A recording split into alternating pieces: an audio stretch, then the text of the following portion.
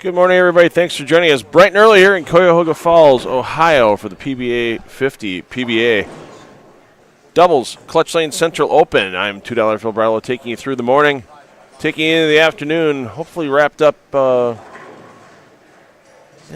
hoping for before the PBA Players Championship step ladder starts, but I'm thinking we're going to run into that. We'll have to see how the morning goes. If we get some sweeps, it might run a little faster, but usually the competition here is close between these teams. We'll give you the full rundown of the field after practice is completed here at Clutch Lanes and Sports Center in Cuyahoga Falls, Ohio. Players have about 6 minutes of practice remaining.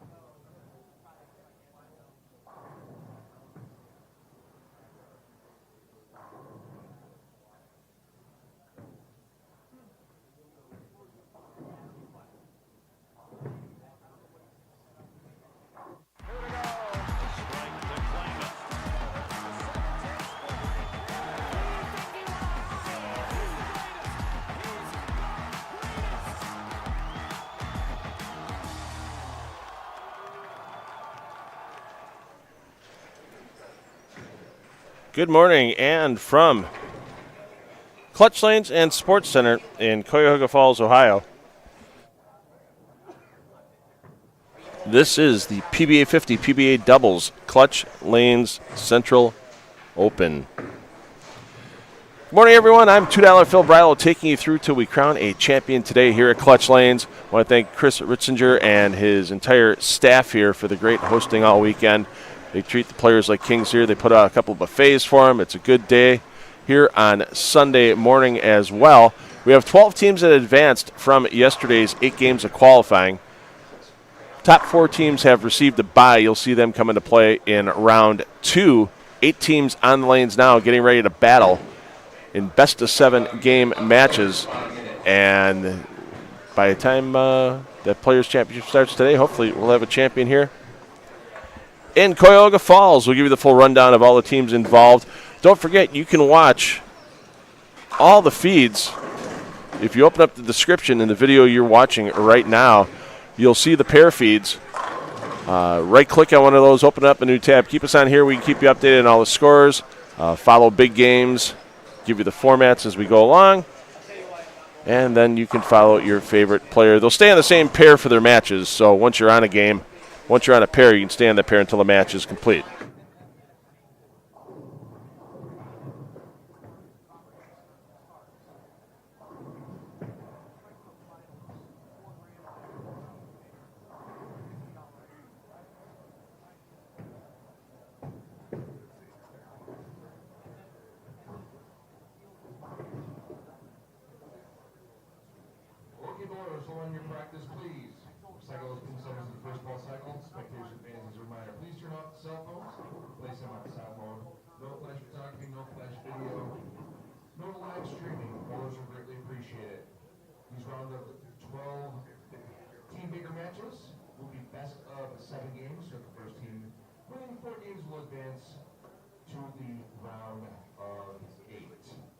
Higher seed will have lane choice. If you need your arrows reversed, please contact the counter.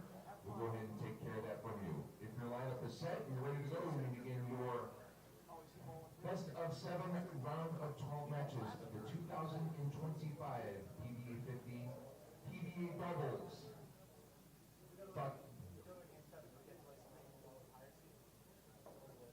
Stays the same, just goes back and forth.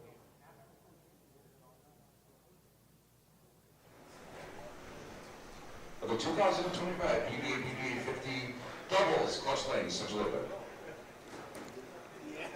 Thanks, Bobby Jekyll, for getting us underway here in Cuyahoga Falls. And we have 4 teams that have received byes this morning. Your number one qualifiers were Dino Castillo, Eric Jones. Number 2, Dave Waka, Don Barrett. Number 3, Randy Weiss and Sean Lavery Spar. And number 4, Michael Haggett, Graham Fa. You'll see them coming in next round immediately after the completion of this best-of-7 match play round. That next round will also be best-of-7 when we get to our semifinals and finals. It'll be a best-of-5. Now you're going to see the players staying on the same lane for their doubles team during these Baker games. They will switch lanes after each game. So the higher-seeded teams had lane choice. So here when you see on 3 and 4, it's the number 6 seed, Mitch Beasley and Nate Purchase, battling Runk Squared, Michael Runk, Brandon Runk, who were your number 11 qualifiers off of A-Squad yesterday. Beasley and Purchase also off of A-Squad.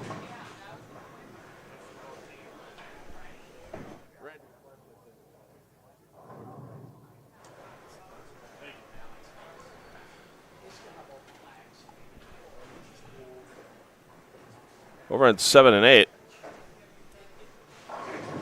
we've got our number 10 seeds with Burrs and Vargo against your number 7 seeds, Cole and Stipich.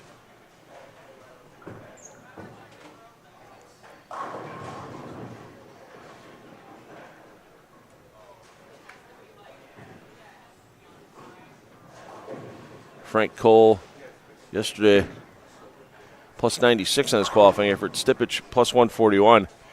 Barring the 4-pin that turned into a 7-pin in Game 3 in the 10th frame for Stippich. If you haven't seen it yet on social media, check out I posted it last night to Facebook and to Instagram. Look for Brew City Bowling on Instagram. Look for Phil Brilo on Facebook. And you'll see some amazing pin physics that occurred last night on B Squad for Stippich. At least it didn't damage him too much. The team still made this match play around.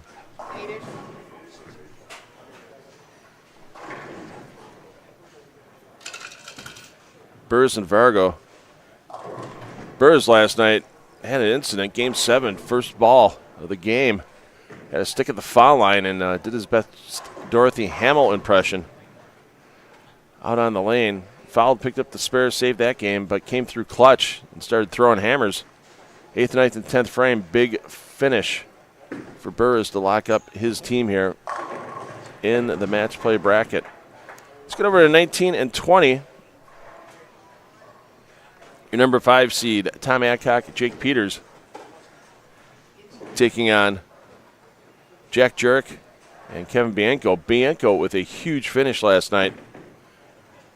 Took advantage of a break with a crossover in the 6th frame and then rode it off the sheet. And they got him by less than just over a mark. They got him by 12 pins over John Verbich and Bailey Maverick. Did Jurek and Bianco, pardon me.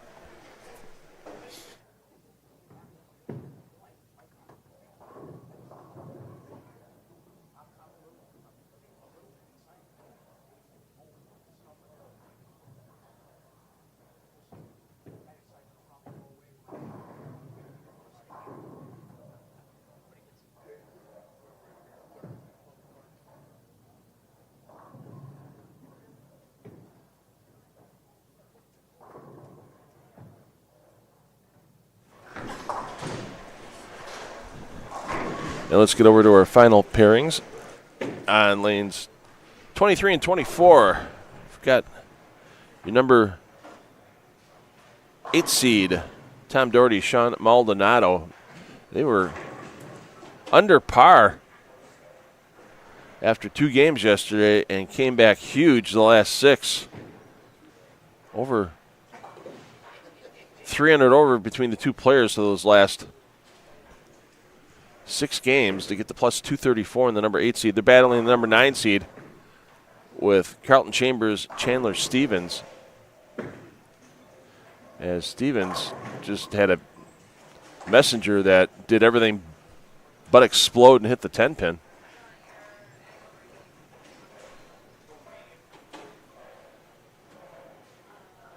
Chambers, the PBA 50 member of that team. 186 over last night. Stevens struggled a bit early, still finished at plus 29. As Doherty gets the 4 to go. So once again, we'll be bouncing around matches all morning long here in the main feed. If you have any questions, you can drop them in the chat. I'll try to answer them the best I can for you. And we're going to get back over to 3 and 4 because this game already in the 6th frame, and it's the front 6 for Beasley and Purchase. Wrap 10 gives a little breathing room to Runk Squared.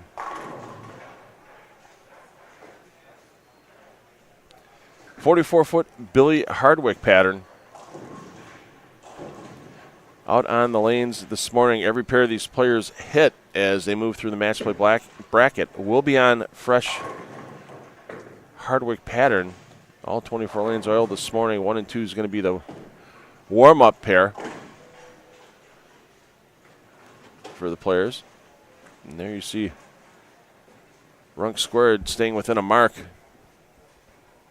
Tight match here with Cole and Stippich working out in a 7-bagger. Strike here by Cole. Won't be lockjaws in this game, but it'll be reasonably close. There you go for Cole. Back to Runk. Looking to stay within the mark. Oh!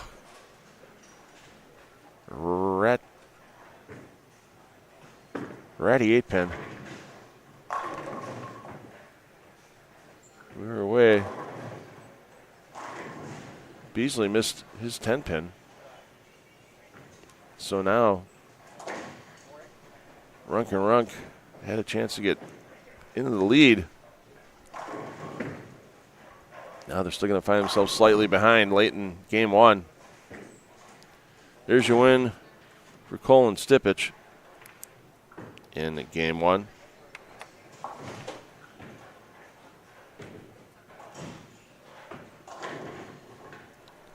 Purchase almost fouled. He had a little stick at the line, jumped up and over, and still managed to get away with it. Let's peek in on Peters Adcock against Jurek and Bianco. We mentioned the big close they had last evening for Jurek and Bianco to get into this number 12 seed. All right, now they find themselves down by 2 pins.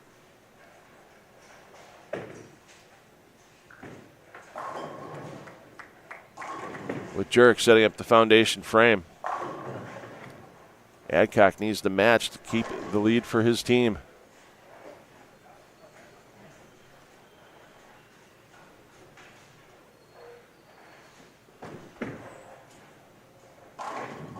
And Adcock does so. Back down to Beasley foundation frame. Oh, solid 9, and now driver's seat for Runk and Runk. As Brandon Runk can step up here. Toss 3, end the game.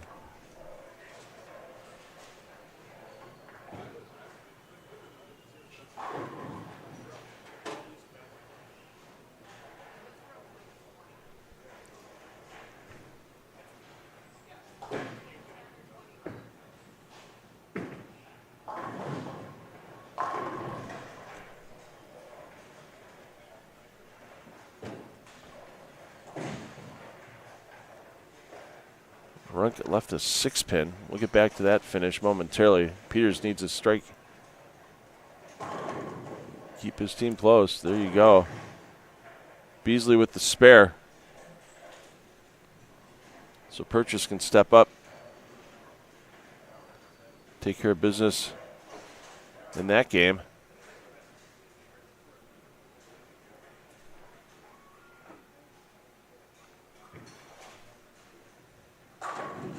Stevens are up 10. Give that game to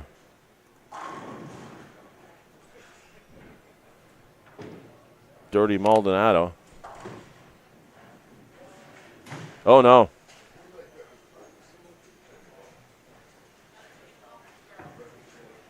Purchase just needs to keep it on the lane. Does so.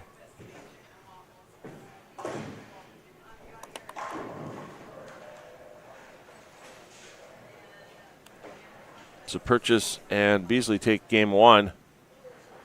And this is the only match not in doubt.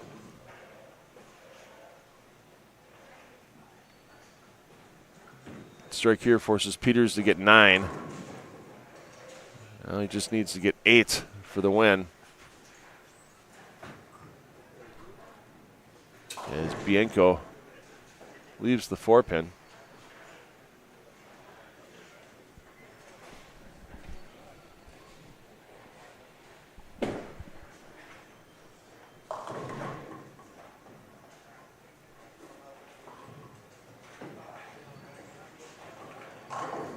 And good place for solid 8.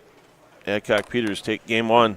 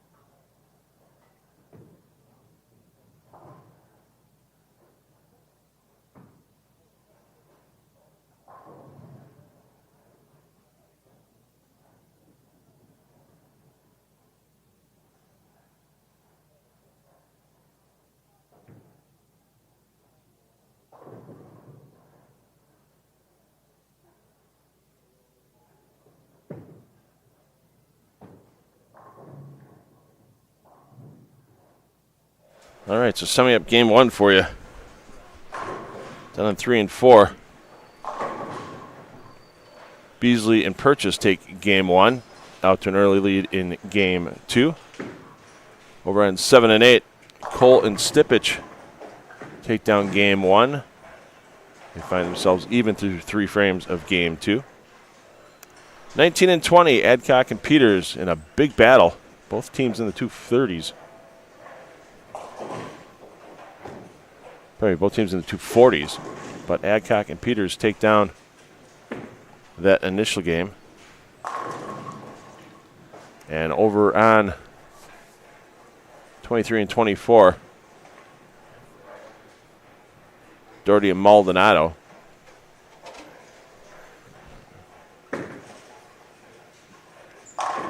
take down the game one against Chambers and Stevens and find themselves up early in game two as well.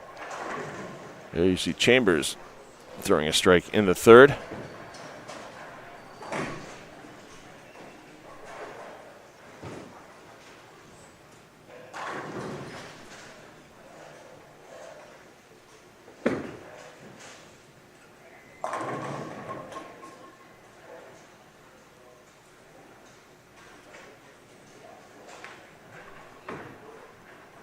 I want to thank our sponsors of this Clutch Lanes Central Open that helped get the event in here. Clutch Lanes, including Cutwater, Carbless, Surfside, and Budweiser. And we also like to thank our season-long sponsors for PBA Regional Live Streaming for 10 on the Deck Productions.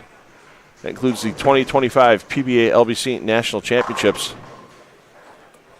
Squads are selling out. The event's filling up. Don't wait to get your entry in. 8 divisions over 7 weekends starting May 31st. Doesn't matter what your average is. There's a division for you to bowl. Doesn't matter what your age is. There's a division for you to bowl. And you never know what pro might be bowling on your squad. You're not bowling against them, but you can have fun watching them bowl, talking to them. Who knows? Maybe they'll even be on your pair. Check out all the tournament information at pba.com/LBC tournament. And the official merchandiser of the PBA H5G brands. All kinds of new PBA swag. That new hoodie is sharp. And I'm sure it'll keep you warm in a chilly bowling center. You know what they say. When it's perfect for the bowlers, the fans need a jacket. And no better way to cover yourself up than with something from the PBA from H5G Brands. Go to h5gbrands.com, check that out. And if you're in need of a new jersey, they will definitely be able to take care of you because they're often imitated but never duplicated at H5G. Want to thank them for their seasons of support along with the PBA LBC National Championships. And also like to thank the USBC and Bowl TV for providing the rights to 10 on the Deck Productions for this live stream. And also to the PBA, especially Tom Clark and Jeff Goodger, for allowing this regional to be live streamed on the PBA YouTube channel. So all you bowling fans out there can view this for free. Thanks to our host, Chris Ritzinger, all his sponsors, and thanks to PBA LBC National Championships and H5G for getting the funds together to get us down here to Cuyahoga Falls.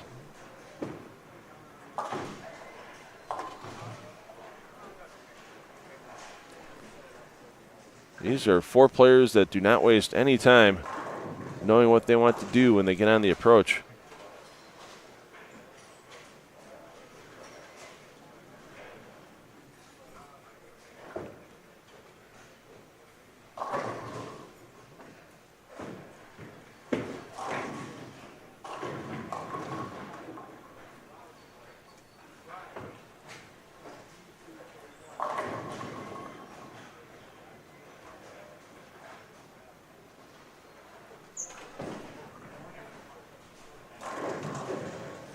And Stevens cannot roll, and they're going to be down 2-0 early on.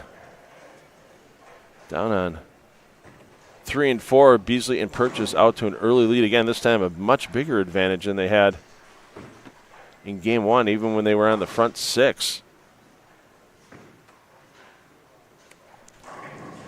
Next door to 7 and 8. Burrs and Vargo down 1-0. And that open frame could let Cole and Stipich right back in here, but it's going to take a foundation frame strike by Cole.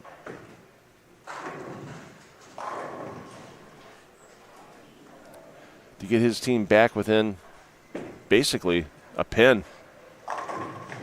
Oh, no. Wow. And it looks like that match is going to be evening up at 1 game apiece.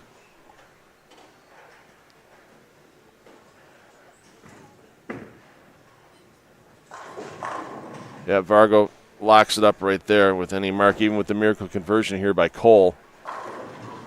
There would be no chance for his team to win game 2. No bounce. So that match on 7-8, even 1-1. Beasley and Purchase looking to go up 2-0.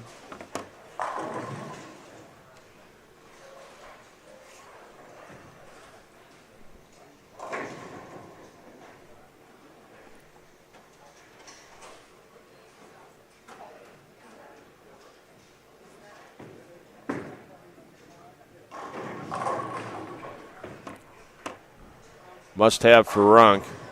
He gets it. Let's check in and make it official here. Doherty Maldonado up 2-0 against Chambers and Stevens. We'll check in on Jurek Bianco, Adcock Peters shortly as that match just entering the foundation frame.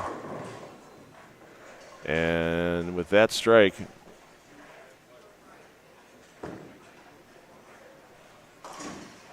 all Purchase needs to do, stay behind the foul line, chuck it down the middle, and he'll have enough count regardless of what Runk squared puts on the board.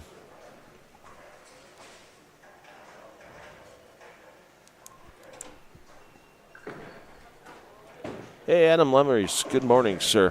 Thanks for joining us bright and early from North Carolina.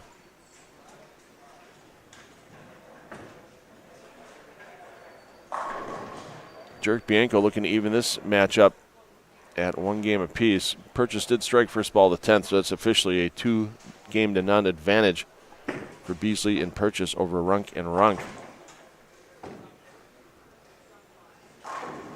And once again, the action fast and furious this morning with this Baker doubles format, and the players just staying on 1 lane per game.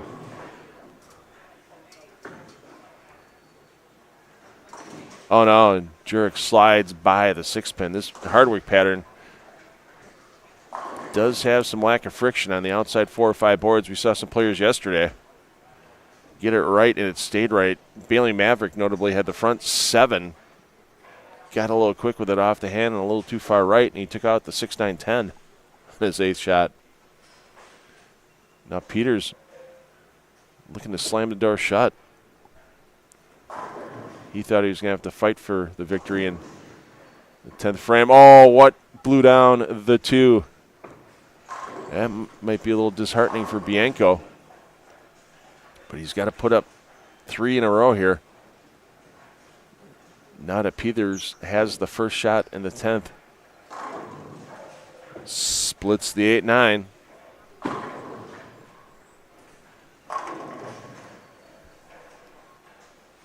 Strike here by Peters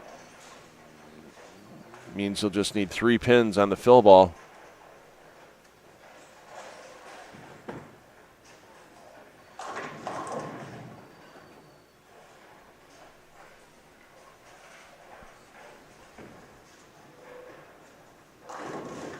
Yeah, when he made the adjustment. Oh, and almost got a backdoor 4-trip. And now Bianco can strike out and assure the win. He gave that one a little extra in the bottom. You see what happened there. Whether it was intentional or unintentional, That's going to give a 2-0 lead to Jake Peters and Tom Adcock.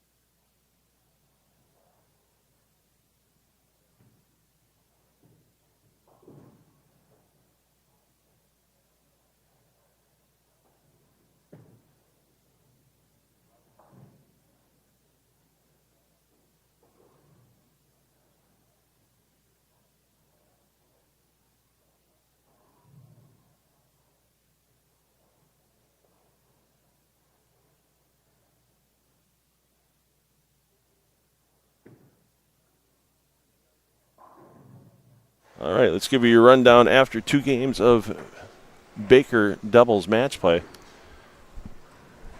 Beasley and Purchase up 2 games to none.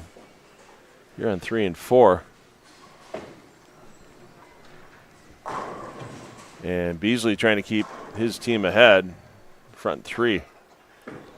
We're on 7 and 8. Cole, Stipich, Burrs, Vargo at 1 game apiece. As Cole and Stipich finding some issues here early in game 3.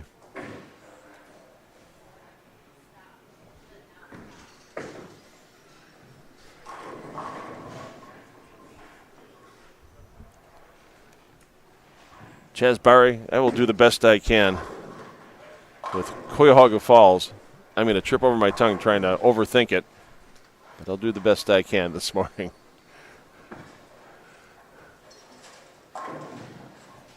And a cover there by Cole, keep him close. Jake Peters, he's got that backdoor 2 pin down. He throws another backdoor 2 in the second as Peters and Adcock are up 2 games to none in this match on 19 and 20. Once again, these are best of 7, so the first team to 4 moves on.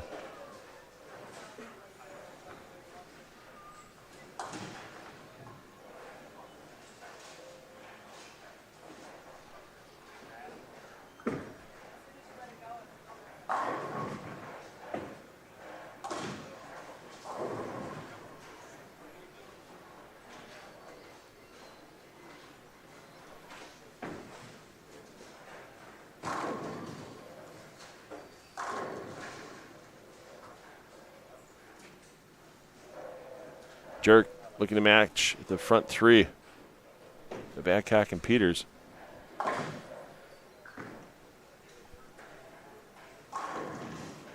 And he does so. Over to 23 and 24, Doherty and Maldonado up 2 games to none. And looking to make it 3-0 very quick. As the front 4 for Doherty and Maldonado has him out to lead. Is he going to get the slow roller on the 10? Nope, just a bit short.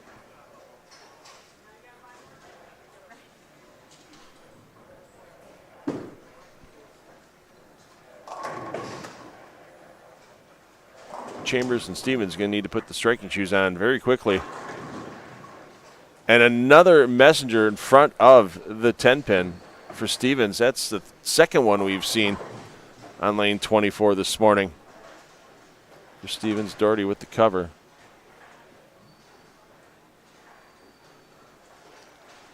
Let's check in on Burrs and Vargo. Huge lead this game against Colin Stipich.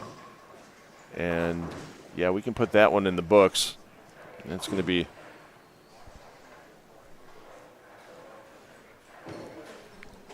Burrs and Vargo up 2-1. Great cover there, however, by Frank Cole.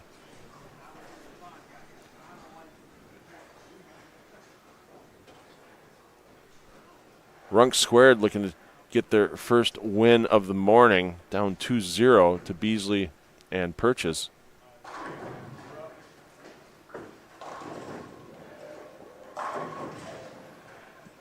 Brandon Runk keeping things close.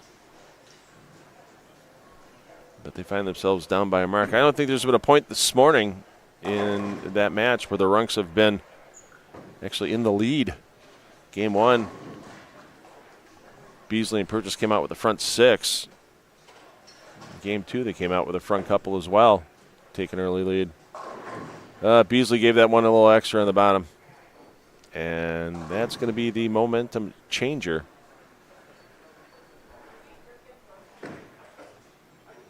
If Michael Runk put a double on the board for his team here.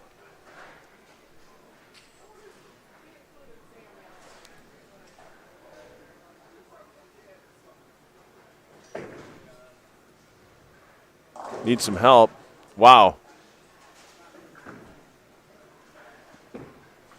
Boy, if Beasley can pick this one up here, you talk about a full swing of emotions for that team in a matter of 2 minutes. Beasley's going to defer to Runk first. I think Beasley's doing some ball maintenance. Yeah, he's doing some work on the thumb hole. Nothing to lose here for Runk. Got to go for it. And doesn't get far enough across. And the momentum change again. Back to Beasley and Purchase. Well, I don't think Mitch was actually going to go for it anyway once Michael Runk missed the split conversion. He knew he needed to get count. And that leaves him up by 22. Let's check in on Stevens and Chambers. And they're going to be down 3-0 to Maldonado and Doherty, barring Maldonado blindfolding himself, tying his shoelaces together and throwing with the left hand here in the 10th frame.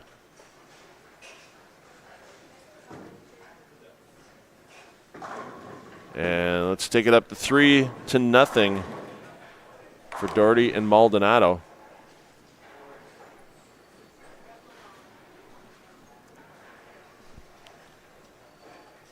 Purchase matches Brandon Runk's 8th frame strike.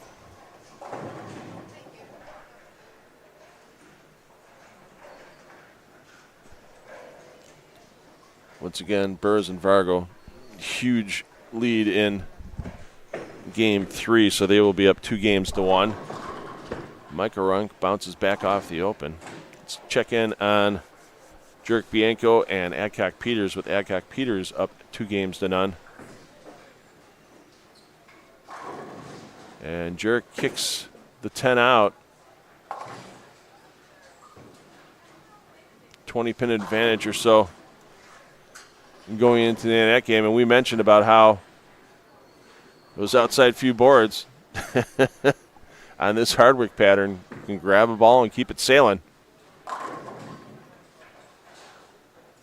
The good news for Beasley was on a strike, so no count lost. Problem is, it takes the advantage from over 20 pins down to single digits going into the 10th frame. And Brandon Runk, almost a huge break there to take the 2-4-7 all the way down, but the 2 stands. Now Beasley has to get his composure back. Let's go to Bianco first. 10th frame, gets the first one. And Beasley, open frame, and wow, that changes the game for sure here. good news is for Purchase, he still has a chance to win the game in the 10th.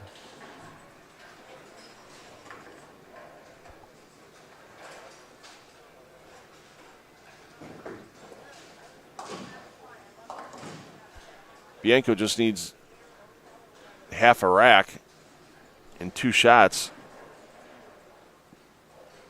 to lock up game 3 and get themselves back to within a game overall. They'll be down 2-1 to Adcock and Peters.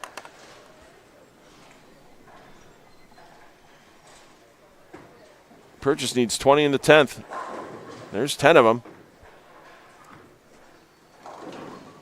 And that's going to... Oh, how about that for Peters? We've seen him roll a couple of 2-pins. He's going, what? That's how I carry all the time. This count here for Brandon Runk, important. That's going to force Purchase to get 10 in 2 shots. Of course, the best way to do it for Purchase is 10 in a shot. If they do happen to tie, which they won't now, that's a 3-0 advantage for Beasley and Purchase. But any ties, one team member selected by a team throws a single shot on the lane that the higher seeded team decides to throw on. But no tie so far this morning.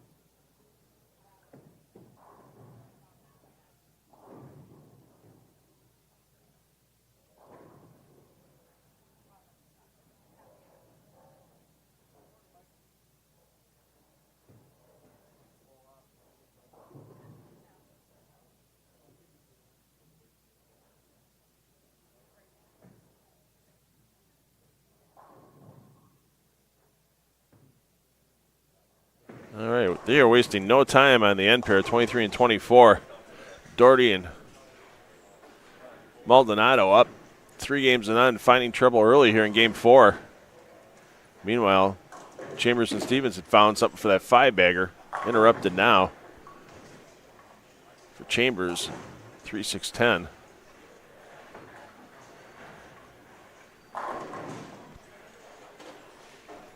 So your rundown once again after 3 games. Beasley Purchase 3-0 over Runk and Runk. Burrs Vargo 2-1 over Cole Stipich. Adcock Peters 2-1 over Jurek Bianco. And Doherty Maldonado 3-0 over Chambers and Stevens. And now that open frame from Chambers leaves his team's max score at 255. 246 the max for Doherty and Maldonado. Doherty's won in this building before a couple years ago. He was the younger member of the team with Tom Hess when they took the title down in 2023. Of course, with both players now being over the age of 50, they would not be eligible to be teamed together in this event. So Doherty now bowling with Sean Maldonado and another messenger in front of the 10 on lane 24.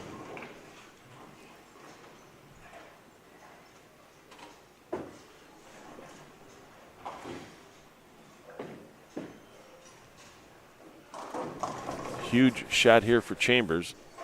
Strike here locks up this game by Stevens just showing up in the 10th. There you go. So they are staying alive. On 23 and 24, we'll go to a game 5 there.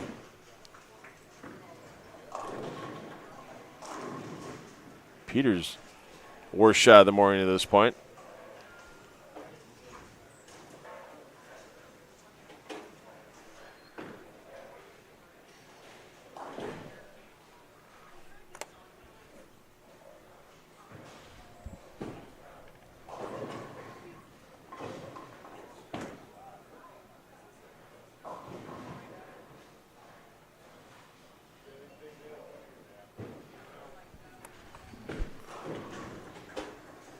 And Peters with the cover. Let's check in.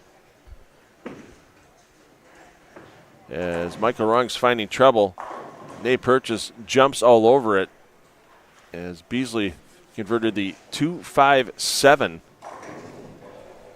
in the third frame. And with Runk and Runk already being down 0-3, this is a must-make here for Michael.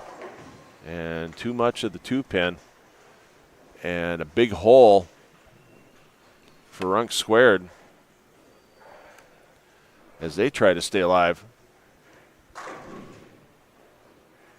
Burrs and Vargo up 2-1, but they're in trouble here in game 4. As 2 open frames for Vargo in the middle of a spare and 2 strikes for Burris. Has them down by at least 20.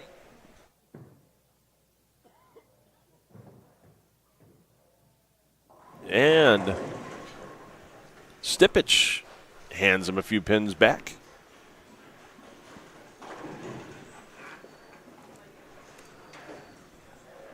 So there you see the result of game 4. Chambers and Stevens stay alive.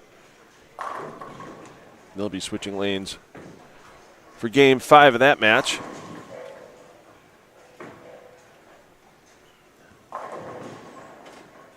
Adcock and Peters have a 2-1 advantage. That's looking to get evened up here by Jurek and Bianco.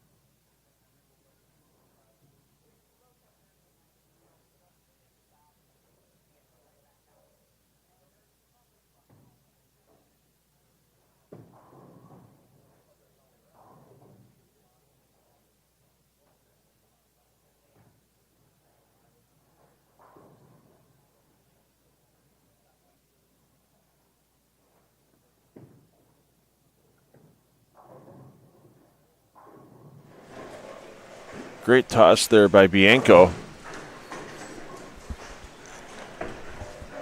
As looks like Jerk and Bianco are going to even things up at 2 apiece. Purchase and Beasley looking for the sweep. Well in command here, let's face it. Any mark here by Beasley. That's the best mark of all. And Beasley and Purchase are going to sweep. They're going to move on to face face Sean Lavery Spar and Randy Weiss.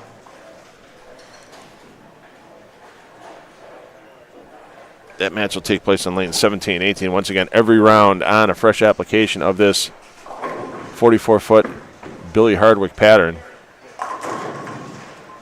And the Runks just had some inopportune opens. That's the big difference in this match.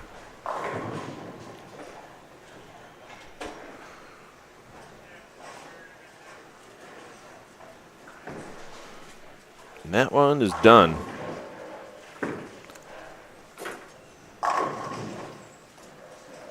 Well, Stipich and Cole tried to get the victory here. They have the chance. It's Burrs and Vargo.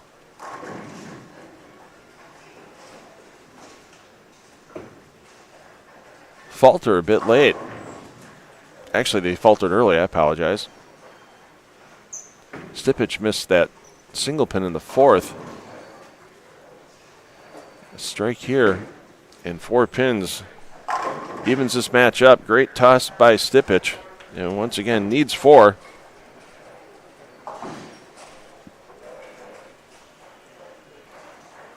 Let's check in before that happens. As Jerk and Bianco even up that match at 2 games apiece.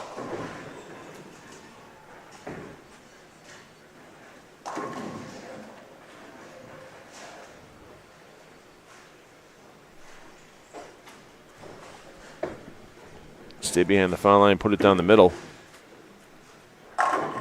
There you go. 2-2. That's why you never give up until the score and the math is officially unattainable. What is this? Can't find it on the PBA website. Well, John, you'd have to be looking at the PBA regional section. This is a PBA Central region event. Of course, there's 7 domestic regions of the PBA. East, South, Southwest, West, Northwest, Midwest, and Central.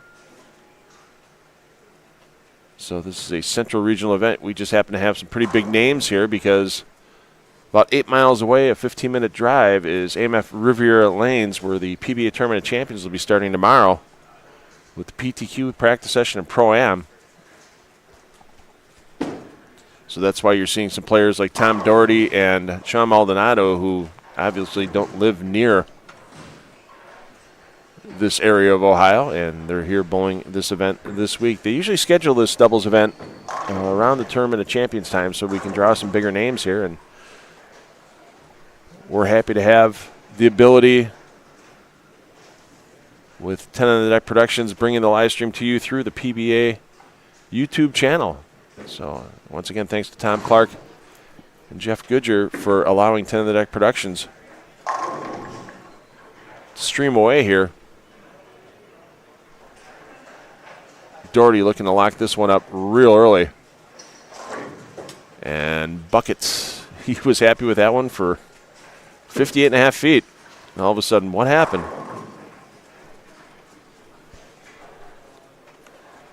So as we mentioned, Beasley Purchase 4-game sweep over Runk Squared.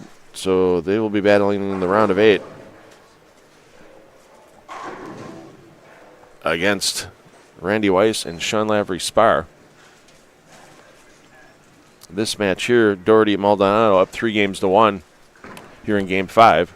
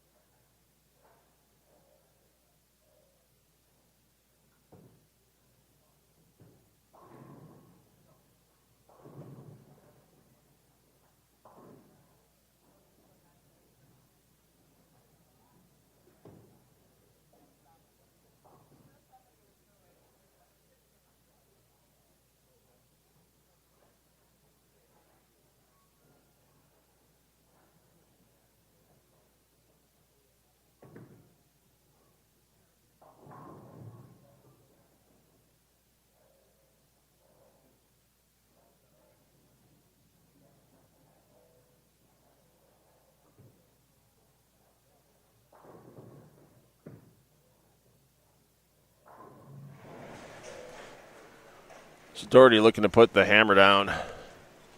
End this now. There you go. Foundation frame strike. And you see the fist bumps. You'll see the handshake shortly, as this match with Doherty and Maldonado will be over at 4-1. And you talk about some good friends bowling each other here. Coming up,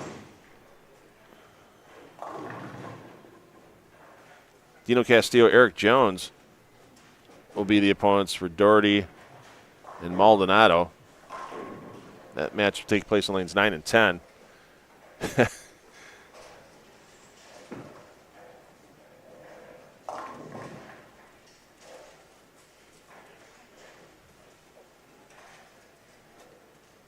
Oh, may have spoke too soon. It's not officially locked up yet.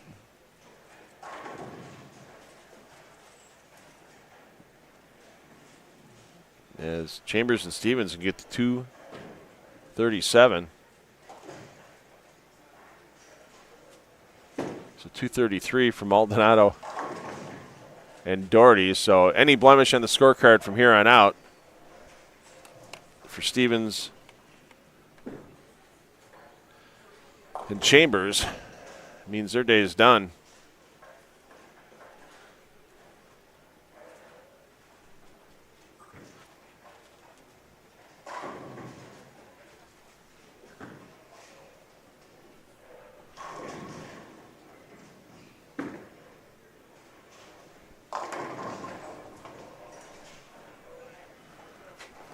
Still a bit of hope for Chambers and Stevens.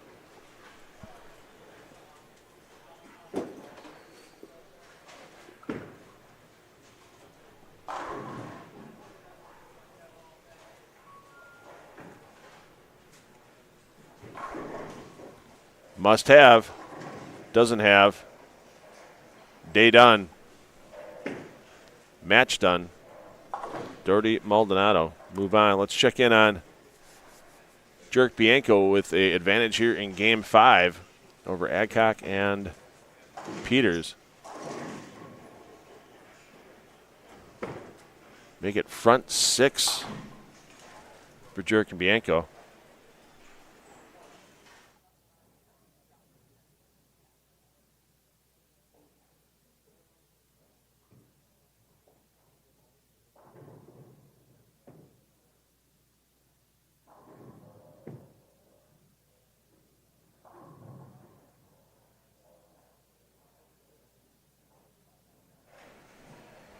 Got the nod from Jurek that one snuck down. I'm going to take another look at it here. Snuck down before the pin setter.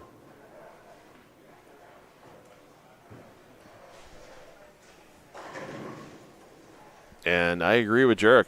It just beat the pin setter. So, but Jurek and Bianco know just time to settle on the lanes. Front 7 for that team.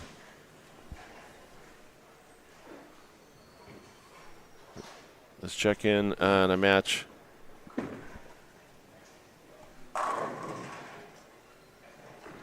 It's tied at 2-2. Cole Stippich, Burrs, Vargo. Cole and Stippich taking the advantage here in Game 5.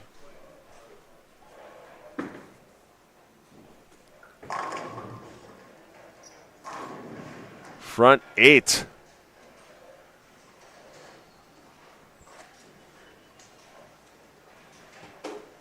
Sometimes in bowling, you just get beat in a game, and that's what's happening right now for Peters and Adcock. A couple corner pins the difference. Well, actually 3 corner pins the difference right now.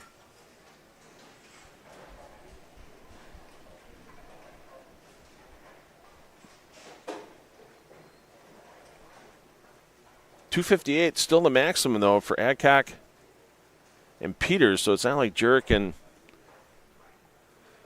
Bianco can just cruise here in the 9th and 10th frames. They're going to need to put up marks.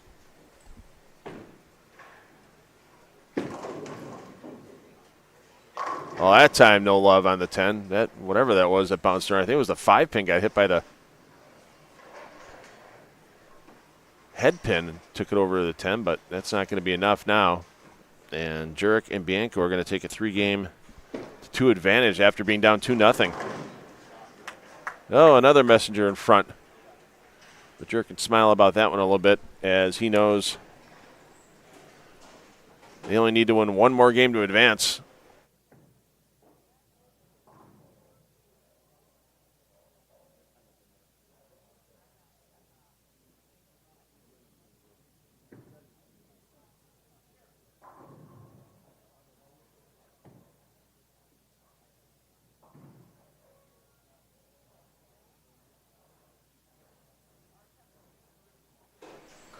So this match, possibility of a tie here in Game 5.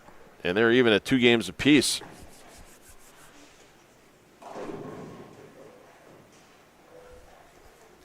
As both players with strikes first ball of the 10th.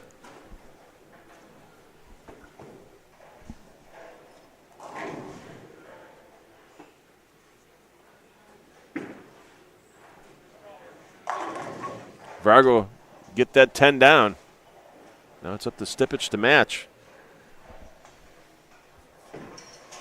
Once again, if there is a tie, each team selects one player. Higher seeded team chooses the lane for throwing the tiebreaker shot. Breakfast pizza, Mr. Doherty. Oh, it's good stuff. And that's going to take an advantage to Burrs and Vargo. 3 games to 2.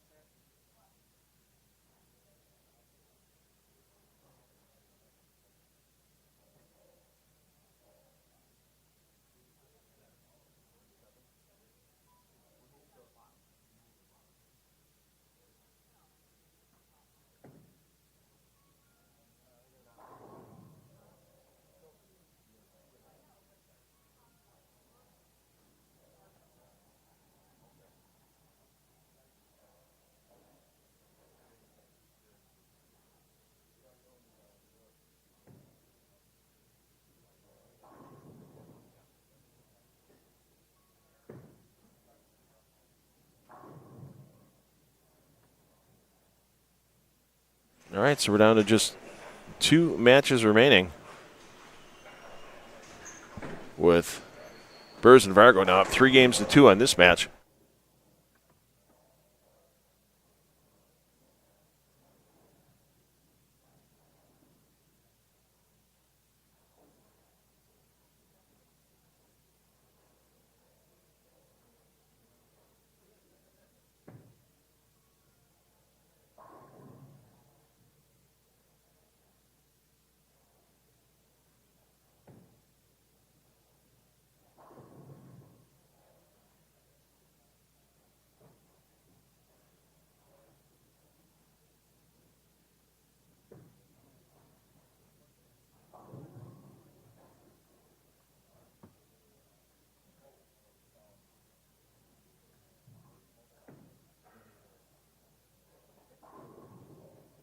Oh, back to Jurek and Bianco.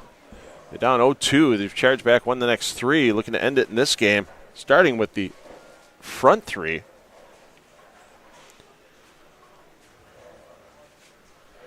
Winner of this match advances to the battle of the number 4 seed, Michael Haggett and Graham Fa, on lanes 5 and 6 next round.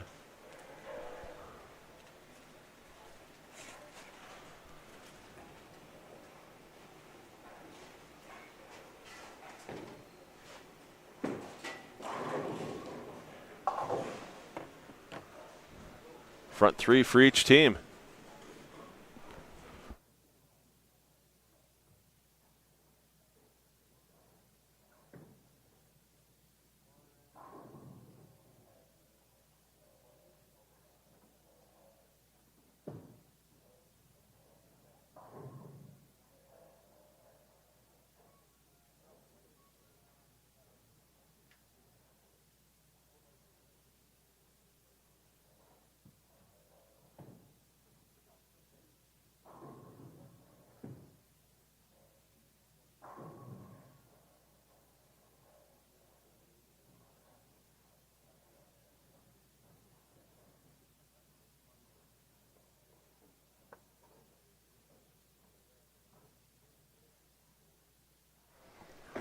I don't know about you, but I could go for a 300-300 tie right now. 8 goes late, but it goes for Jurek.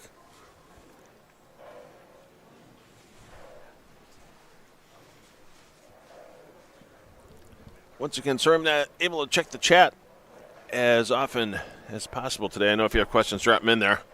Those of you joining us for the first time for the 10 on the Deck Productions streaming of PBA Regional, you're talking to the entire production crew here with $2 Phil.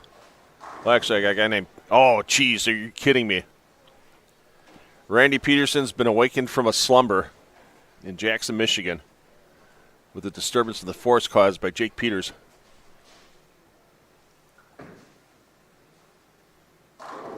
And Bianco takes full advantage and runs it out to the front 6 for his team as they are trying to lock up and advance.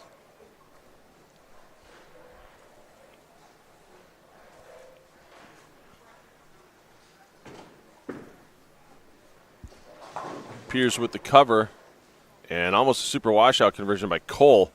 Cole and Stipich down 3-2 against Vargo and Burris, and that's going to help the cause for Vargo and Burris. Winner of this match takes on our number 2 seeds, Dave Watka and Dom Barrett, on lanes 21 and 22. Once again, all pairs in play available to you all round long, all day long on the PBA YouTube channel. And Vargo, well, if that 10 didn't go the first time, the head pin was going to take care of it the second time. Adcock looking to keep it close. Oh, and the 10 doesn't go, and wow. Do you hear that, Jack Jurek? It's the Jaws theme. Dun-dun, dun-dun. Because if Jurek strikes here,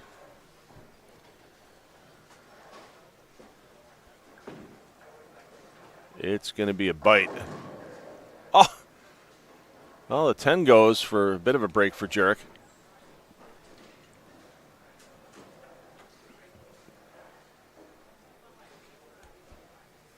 Adcock, yeah, he's talking over Piers. It's just get the count. Don't lose count.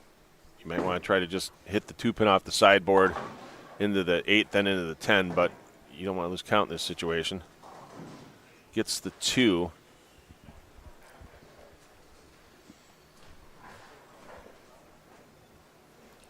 Still 255 maximum for Peters and Adcock, so obviously the game far from over. But Jurek with the conversion keeps the 279 dream alive. There you see Burrs. Boy, he came through big last night, late in the qualifying round block, after almost throwing a triple axle out on the lane after sticking and fouling in Game 7. Cole stepped that one out and still manages to carry the 6-pin on the high hit, but you can tell by the attitude right now he knows it's mandatory strike mode for his team. Otherwise, well, they can bowl, but they can't do it here the rest of the day if that happens, as they'd be eliminated from the event.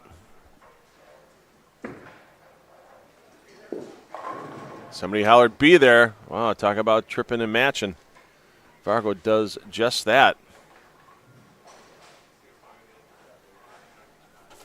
Mandatory strike mode for Stipich and Cole. And Stipich answers, but is it too little, too late? Strike here by Burrs, and it's practically over.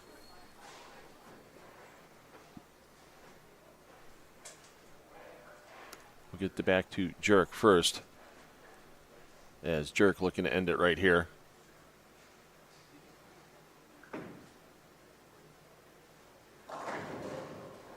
And another messenger in front of a 10.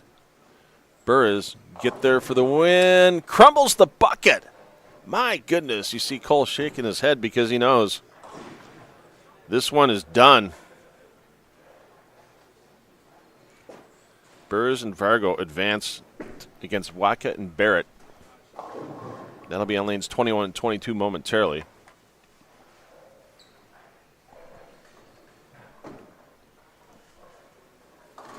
And there's the cover.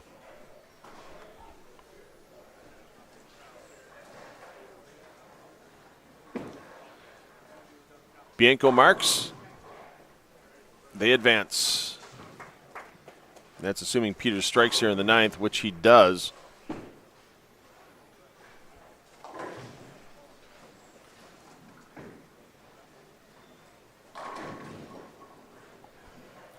Take it down. There's your advance. So all matches now in the book. So let's give you the rundown of what you're going to see here momentarily. In the round of 8, lanes 5 and 6, you're going to see Jack Jurek and Kevin Bianco taking on Michael Haggett and Graham Fa. Lanes 9 and 10 will be Dino Castillo and Eric Jones taking on Sean Maldonado and Tom Doherty. 17-18 is Randy Weiss and Sean Lavery-Spar against Mitch Beasley and Nate Purchase. 21-22 is Burrs and Fargo against Waka and Barrett. So we've got some technical things to do. You're going to have some downtime here. Some of you may see your screens change if you're double screening us. Just give us a minute on those matches on 5 and 6 and 9 and 10. And you'll see your camera feeds come back. It's the PBA50 PBA Doubles Clutch Lanes Central Open. Thanks again to all of our sponsors locally with Cutwater, Carbless, Surfside, and Budweiser. And with 10 on Deck Productions, the PBA LBC National Championships. Get your tournament information at pba.com/LBC tournament. Don't wait because squads are selling out.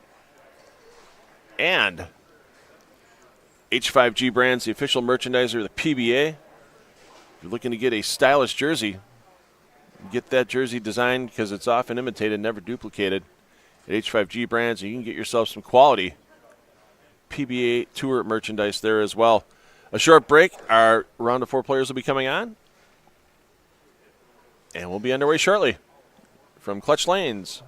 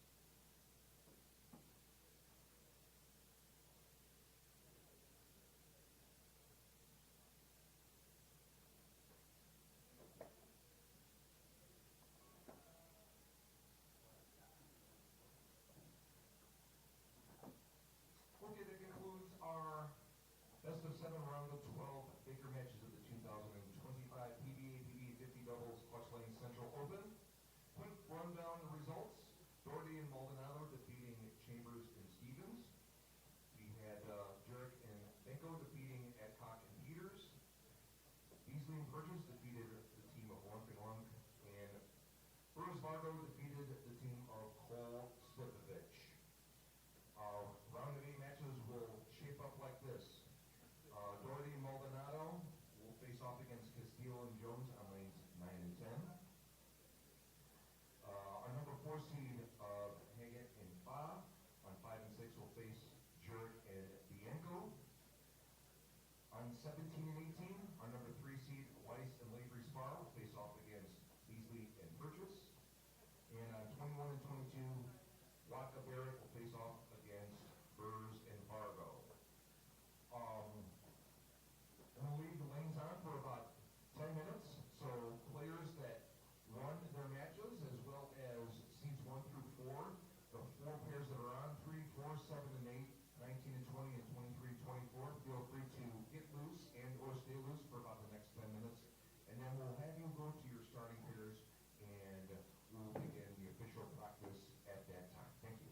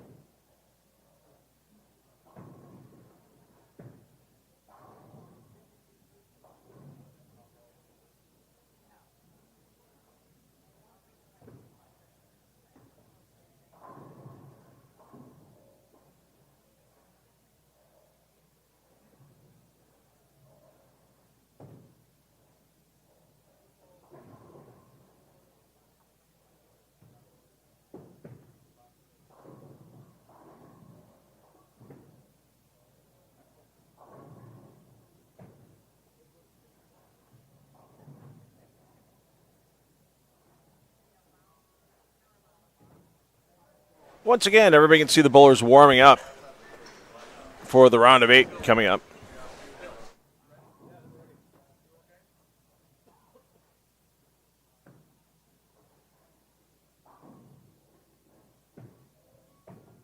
Okay, players, your 10 minutes, your optional 10 minutes. Please start heading down to your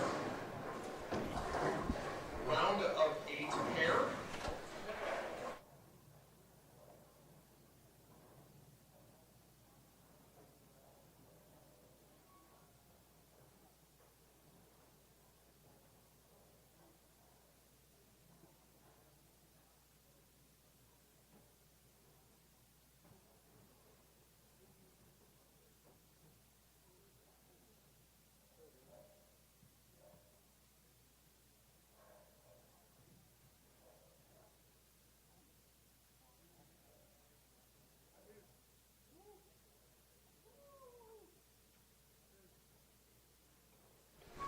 All right, we got the announcements from Bobby Jacob. We'll be underway at practice in just a second.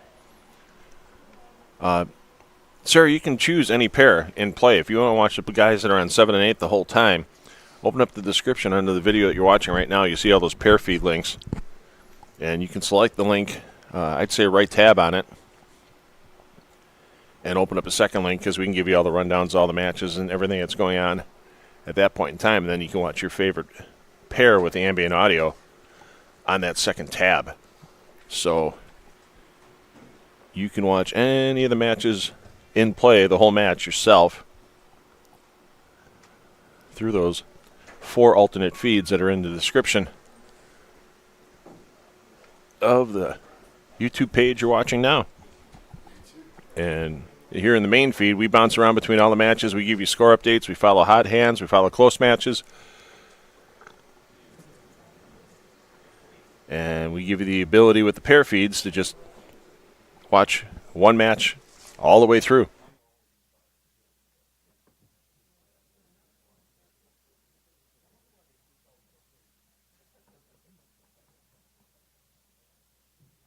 Okay, round of 8 players, please report your starting pair.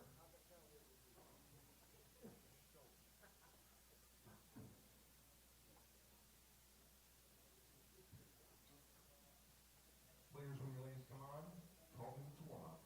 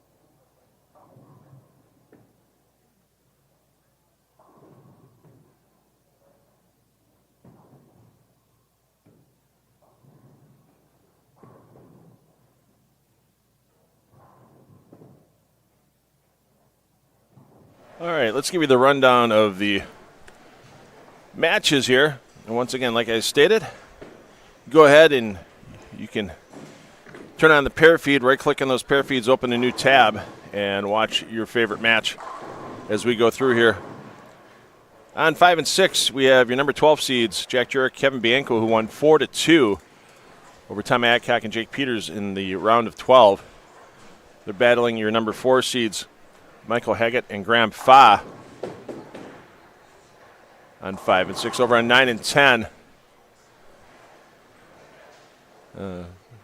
throw the friendships out the window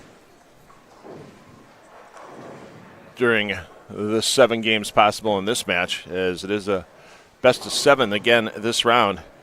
Castillo and Jones, your number 1 seeds, battling Doherty and Maldonado, who came out of the round of 12 with a 4-1 victory over Carlton Chambers and Chandler Stevens.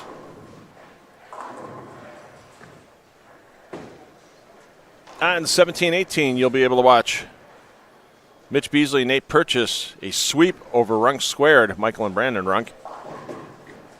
They're battling your number 3 seeds, Randy Weiss and Sean Lavery Spar.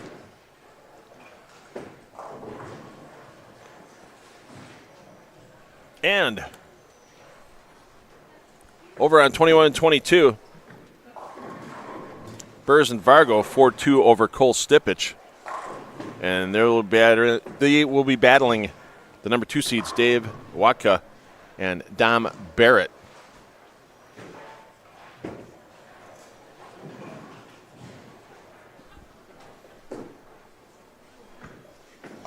So players have about 8 minutes of practice left. They'll get 12 minutes before each round of competition today. Lake Goga shout out to Burrs Senior and Vargo. Okay, Dan Mahoney. Good to see they're still in the event. Good to see they got fans watching them. And if you want to watch that match exclusively here on 21 and 22, just open up that lane feed. Like I said, right-click on those lane feeds you see for lanes 21 and 24 for this round. And you'll get this pair in play exclusively on that tab, and then you'll get the audio. We can keep you updated on all kinds of things here in the main feed. Want to thank, once again, our local sponsors that help bring this event to Cuyahoga Falls.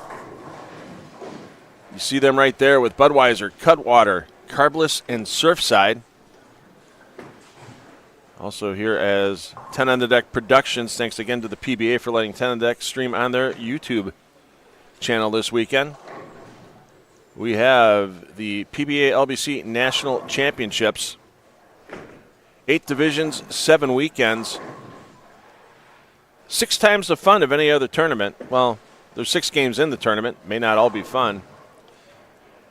But guaranteed your chance at guaranteed prize money and the possible shot of getting into the LBC National Championships Clash later in the year for additional added prize money from the PBA League Bowler Certification Program. Get all your tournament information at pba.com/LBC tournament. And don't wait too long, because there are squads that are starting to sell out in that event. And then the official merchandiser of the PBA is H5G, h5gbrands.com. You can get all the latest PBA outerwear, T-shirts, glassware, bottle openers, lots of different PBA merchandise. You can also get yourself a good-looking H5G jersey, just like you see on Dave Watka right there. If you like that style, they can duplicate it for you. Otherwise, design your own. Check out everything going on today at h5gbrands.com. About 5 minutes of practice remaining, and then we'll be underway here with the round of 8.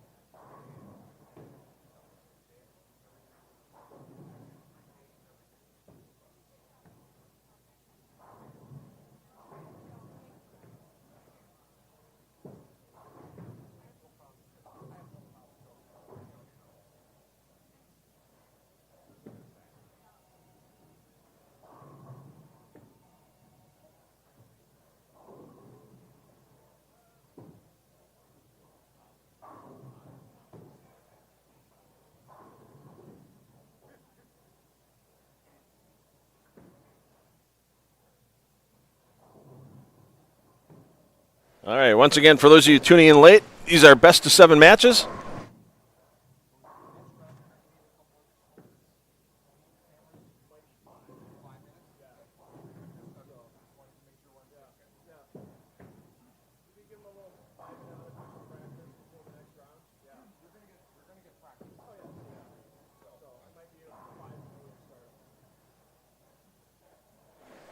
So here's your rundown. Like I said, you can click on any of the extra links available to you in the description below since you're watching us here on the main feed.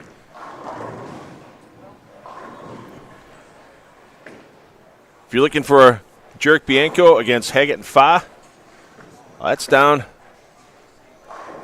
on lanes 5 and 6. So you want the feed for lanes 3 through 6, as we had matches on 3 and 4 last round. If you're looking for Castillo and Jones against Doherty Maldonado, they're on 9 and 10. Randy Weiss, Lavery, Spar against Beasley Purchase. They're on 17 and 18.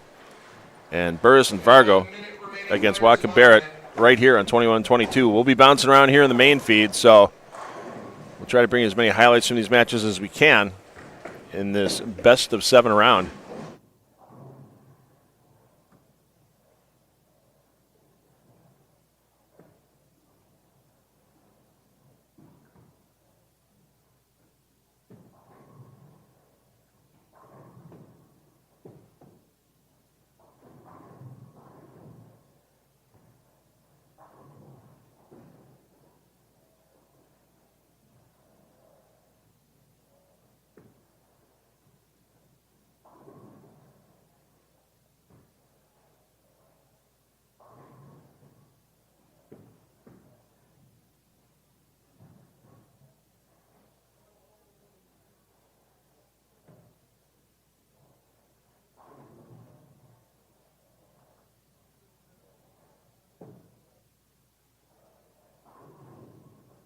Okay, bowlers, on your practice, please. Recycle those pin settings in the first ball cycle. Spectators and fans, as a reminder, please turn off cell phones. Place them on side mode. No flash photography, no flash video, no live streaming.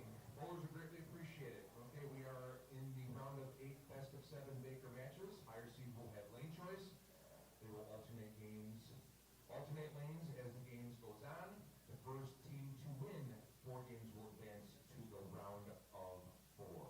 Okay, bowlers, when your arrows come up and your full rack of pins and your lineup is set, you will begin your best of 7 round of 8 bigger games of the 2025 PBA50 Doubles, Clutch Lanes, Central Event.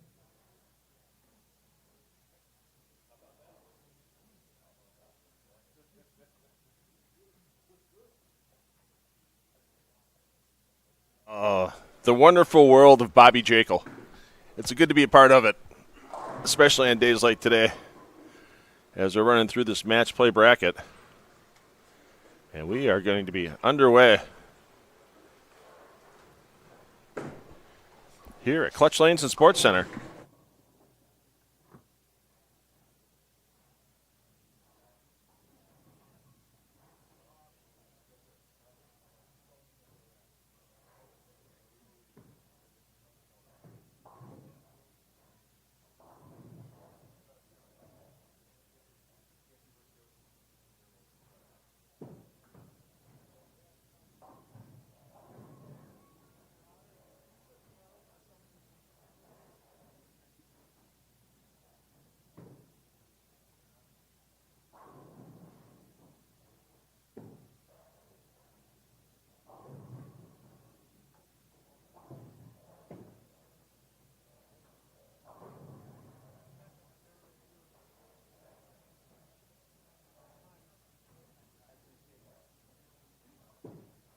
All right, start you off here with the underdog of the day, Jurek and Bianco. Late run last night in Game 8 of qualifying.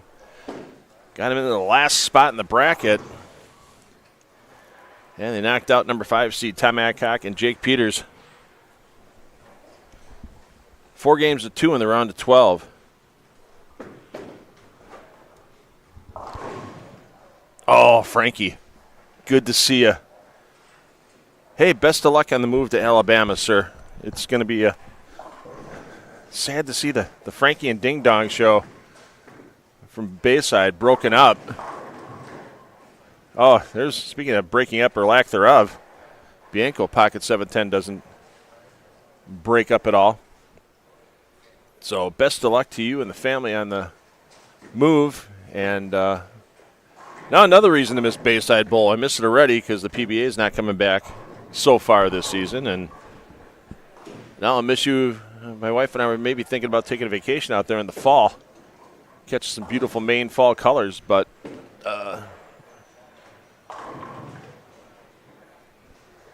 they don't get fall colors in Tuscaloosa, I guess. So thanks for watching this morning, though, Frankie. Appreciate it and love the job. I mean, you guys, you and Levi, a.k.a. Ding Dong, King Ding Dong, just bring the joy of Bayside Bowl to everybody with those tournament live streams you guys do.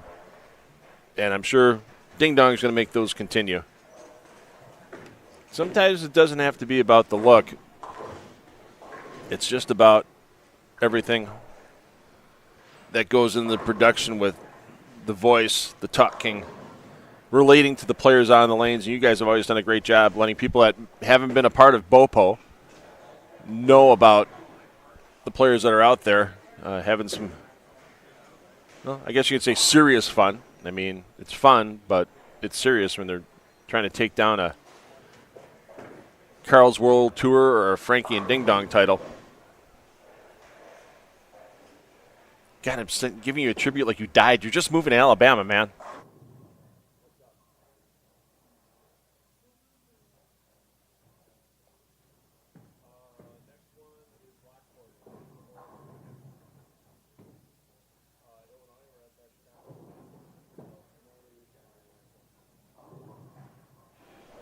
In case anybody's wondering, Kenny Seymour is in the building today. Kenny says hi to the world. Hi, world. Let's check in here.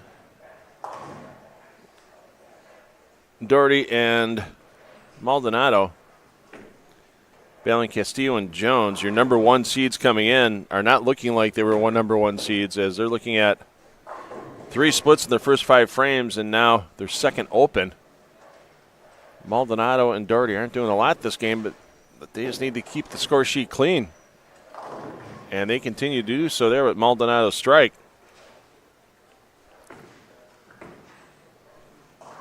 And an early lead for our number 8 seeds coming into the day. Beasley Purchase on the sweep in a round of 12, round of 8 here. Close early on. Wow, and a Beasley miss. Once again, this 44-foot hard work pattern, if the ball gets right, it gets tricky. We've seen some 3 off the rights. Beasley did 3 off the right earlier today. Waka, that guy has been on fire all weekend long. Trouble early, though. Barrett back-to-back opens for himself in the even frames, 2 and 4. They find themselves down early to Burrs and Vargo.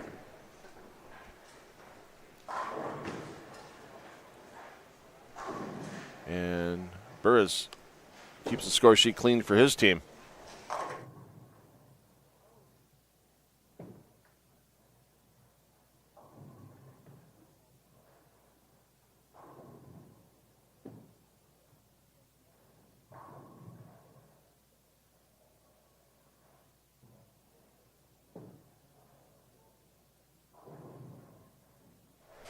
Jerk and Bianco looking to jump out early against Haggett and Fa. Big break there for Jerk, and he knows it. Haggett had a lot of struggles yesterday, especially early on in the block. He definitely put the saddle on Graham Fa. Rode it into the number 4 seed, getting the first round bye.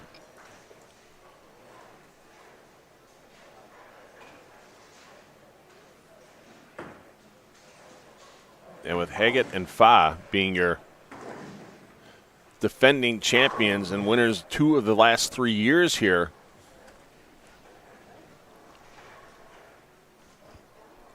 at Clutch Lanes and Sports Center, if they were putting lines on this match, you would think that Haggett and Fa would definitely be favored. Probably in like the plus 150 to 160 range. I'm no bookmaker, but they'd be the favorite. But when you see Bianco carrying like that and Jurek breaking up big splits,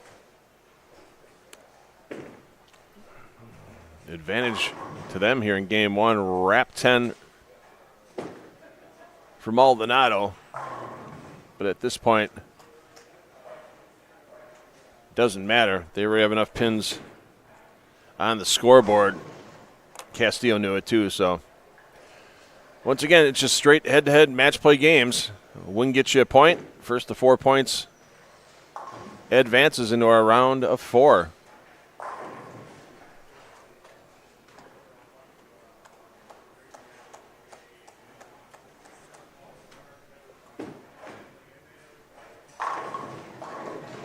Jones looking for the strong finish. Back to Fa. Must strike here to keep the pressure on the opponents. Creeps high. Oh, and pays full penalty and gets the insult of 2 wobbles staring him back in the face.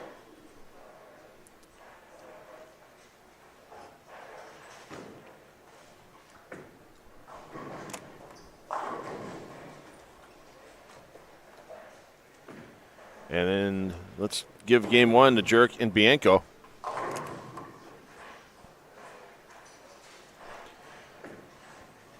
After some early struggles, Purchase and Beasley making a run at Weiss and Lavery Spar.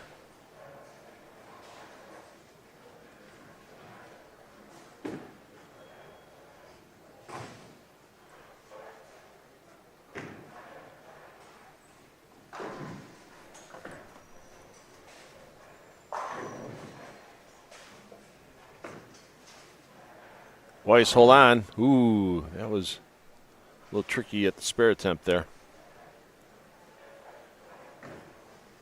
Waka and Barrett making the comeback. Waka, vicious wrap 10.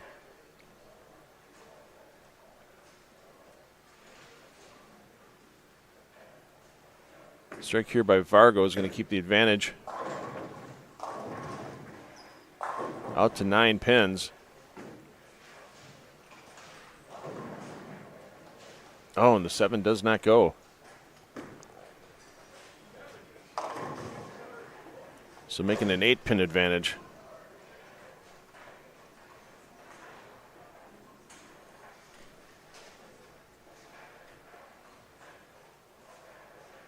Lavery Spar trying to keep it close. He's already loft in the fronts on this hard work pattern.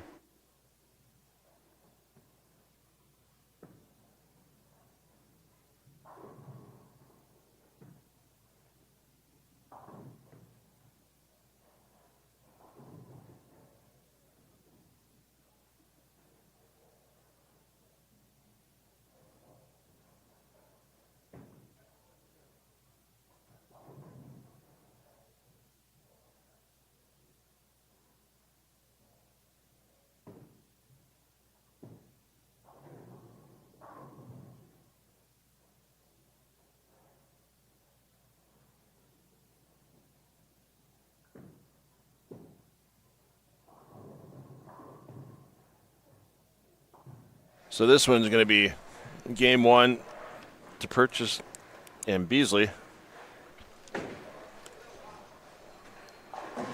And with that open in the 10th frame for our top seeds, Burrs and Vargo take game one. So you run down to the first game. Burrs and Vargo up 1-0. Purchase and Beasley up 1-0. Jurek Bianco up 1-0. Doherty Maldonado up 1-0.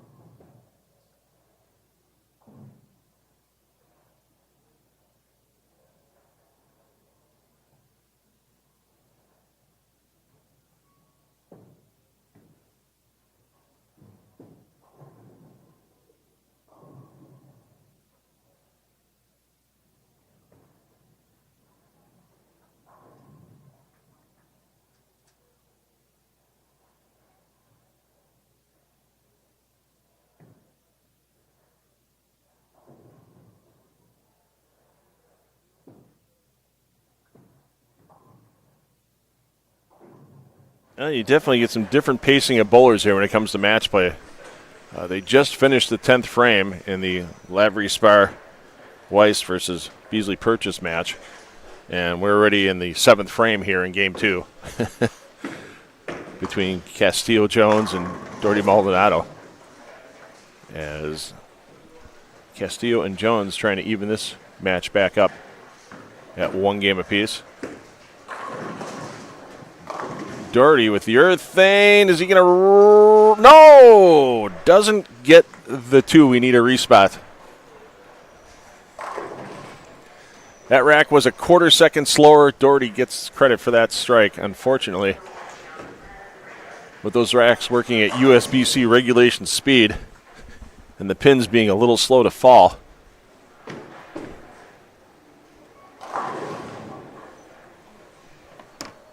We'll wait for that respot. Let's check in here as we got a front bunch as Michael Haggett and Graham Fa. They're going to even this one up at 1 game apiece. With the big run after the opening spare by Haggett.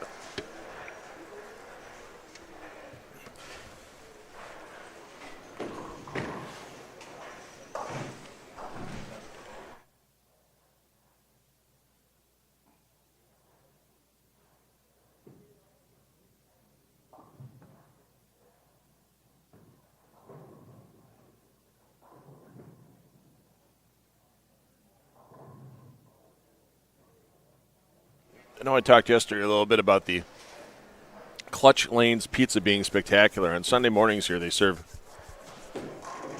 breakfast. They have a breakfast pizza.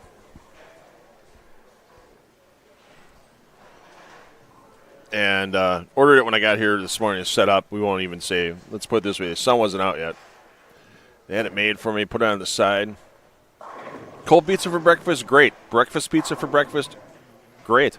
Cold breakfast pizza for breakfast, phenomenal. My goodness.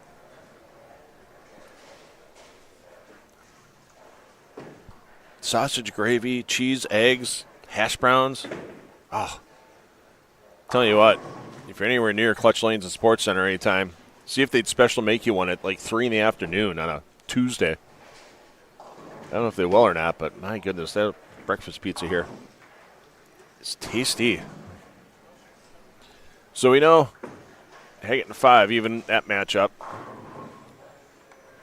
Of course, as soon as I cut away, Jerk packs 10 back. Apologies to all Jack Jerk fans. But I'm sure most of you are watching Jack Jerk on that feed exclusively on your second tab and just listening to me on the main feed. Wow, talk about a huge break there for Eric Jones. What washout.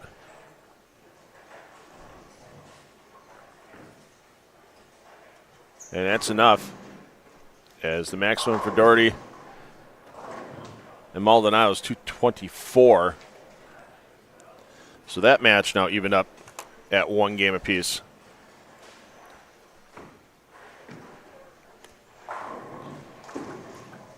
Let's get up here as our top seeds are looking to even the match out for Watka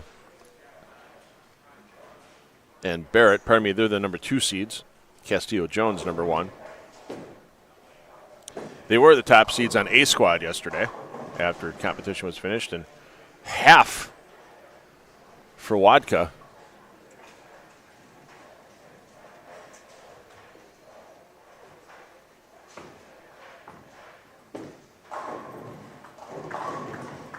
Well, you can't lose count here, especially since Vargo's spared. Still leaves possible 225 for that team. And, yeah, the Hardwick pattern strikes again. And you can't lose the count there. You just open it up where if Burrs and Vargo strike out, they win. My goodness.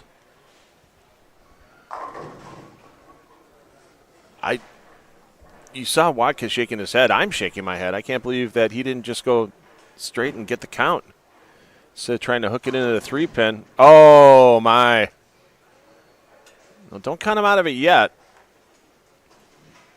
Because if Dom fills 20 in the 10th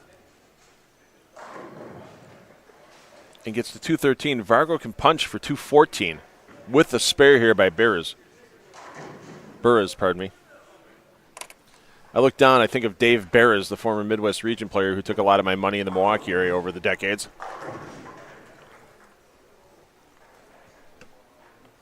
But Burris must make spare here.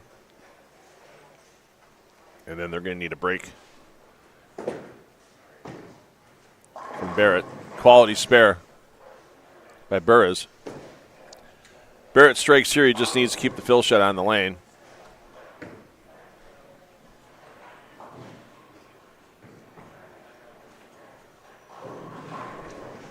There we go. Why could Barrett even this matchup? Let's check in on Beasley Purchase. And this is a tight one. The open frame in the third by Beasley. The difference.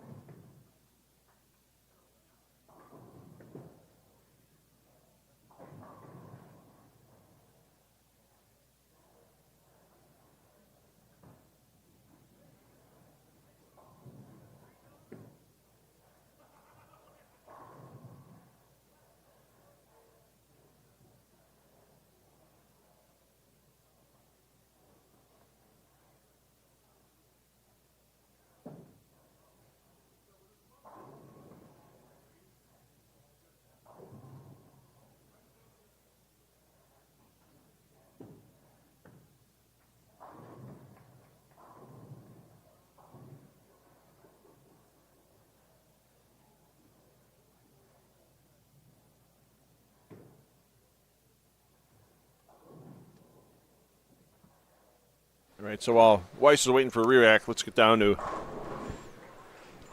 Doherty Maldonado and Castillo Jones tied at 1 game apiece. And the Slobberknocker here in game 3, back and forth. First frame spare by Doherty, currently the difference. Castillo looking to keep his team in the lead. Just tickles the 7 down. Once again, pace fast and furious here in match play. Remaining rounds of match play, once we get to our semifinals and finals, will be best of 5. So, at the pace we're going, we're going to get a little bit into the PBA Players Championship show on Big Daddy Fox starting at noon Eastern time. Unless we get a couple of sweeps in the semifinals and finals.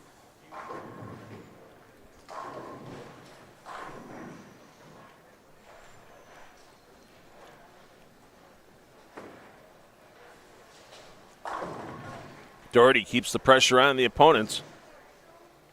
Any blink here by Castillo or Jones can put Sheldon Maldonado and Tom Doherty back in the lead.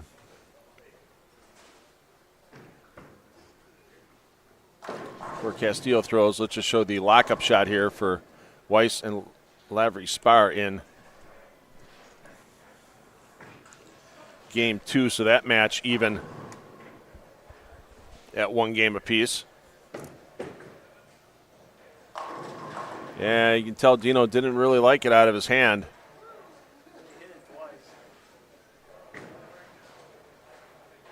Maldonado looking to jump all over the opportunity. Oh, and he gave that one extra. Big break there to take the 6 down.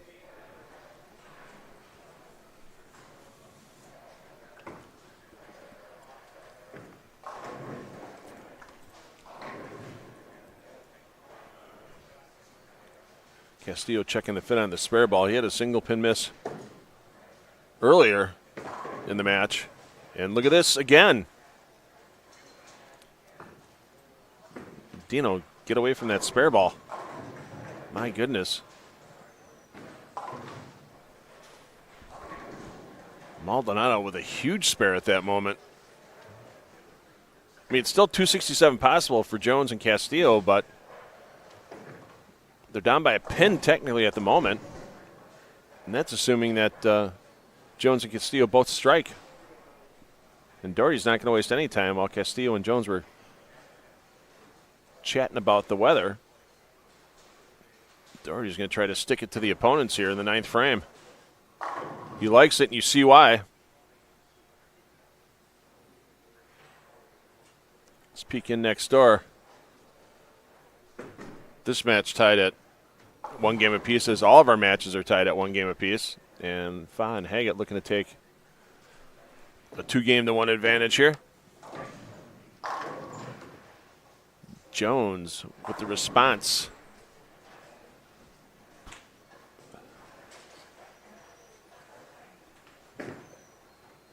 Maldonado made the adjustment off of giving it extra going high, and now the blower is 7-10. Because life isn't fair, why should bowling be? Full credit to Joe Serrar Jr. on that one.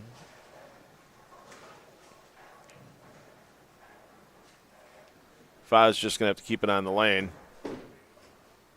And they'll be up. Oh, a tease by that 7-pin. That got real close to a conversion there in the 10th, but 236.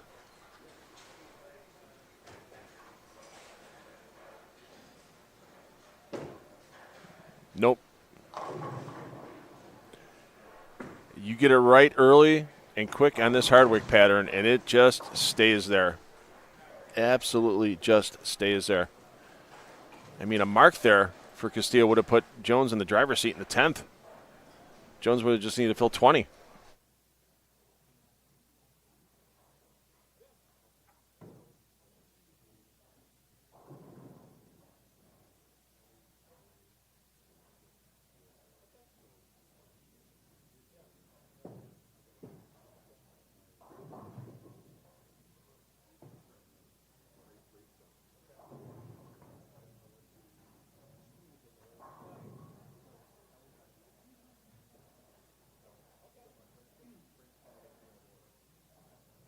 All right, Bobby Jekyll just checking in with me at the booth, giving me some updates here.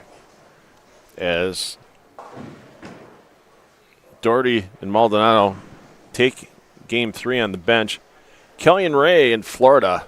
Bobby wanted to make sure he said hi to you too. Thanks for tuning in on a gorgeous Sunday here. Hopefully it's gorgeous in Florida because it's gorgeous here in Ohio. A lot of sunlight outside. Can't wait to get out and enjoy some of the area once the tournament's concluded today.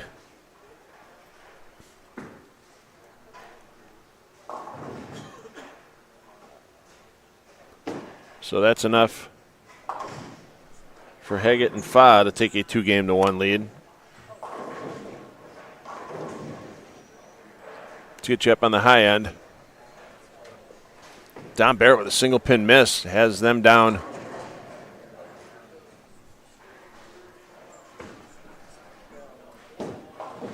to Burrs and Vargo. That match again, all of our matches in game 2 are 1-1.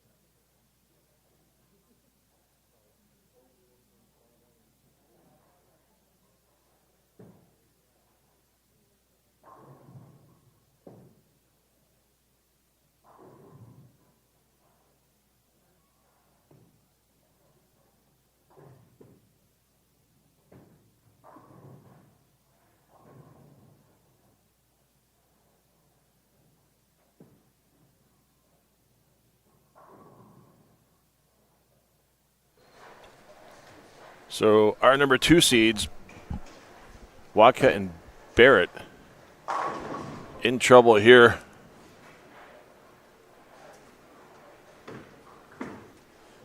As Burrs and Fargo is going to take a 2-game-1 lead.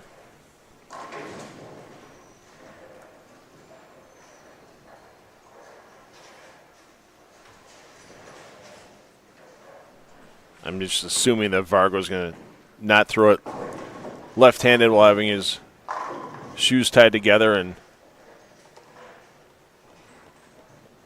one eye shut.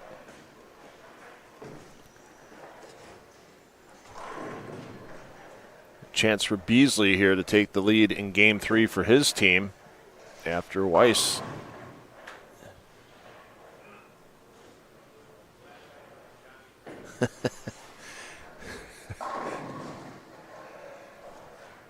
Dolph Lundgren checking in. Yes, indeed. Thanks for the chuckle in the chat. Fargo did strike first ball of the 10th, so make it official. 2-1 the advantage. Burrs and Fargo.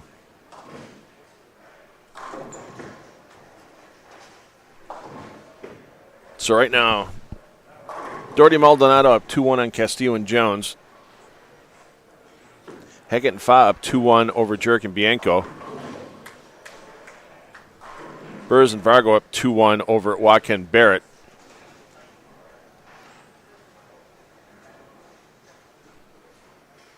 This match even at 1 apiece with our number 3 seeds, Randy Weiss and Sean Lavery Spar, against Mitch Beasley and Nate Purchase. Lavery Spar working off an open. The messengers here, the clutch lanes, are not playing nice this morning. Textbook cover by Purchase keeps his team in the lead by a mark and change.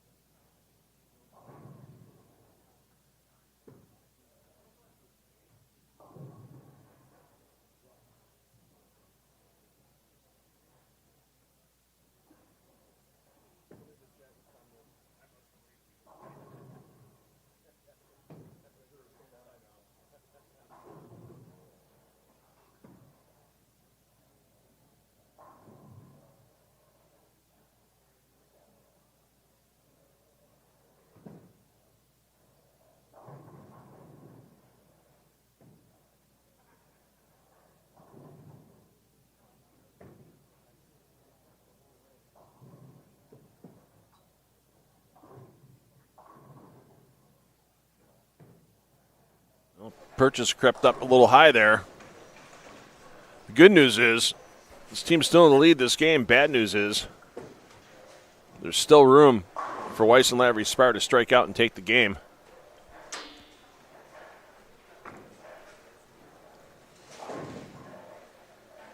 .248 the maximum for Beasley and Purchase.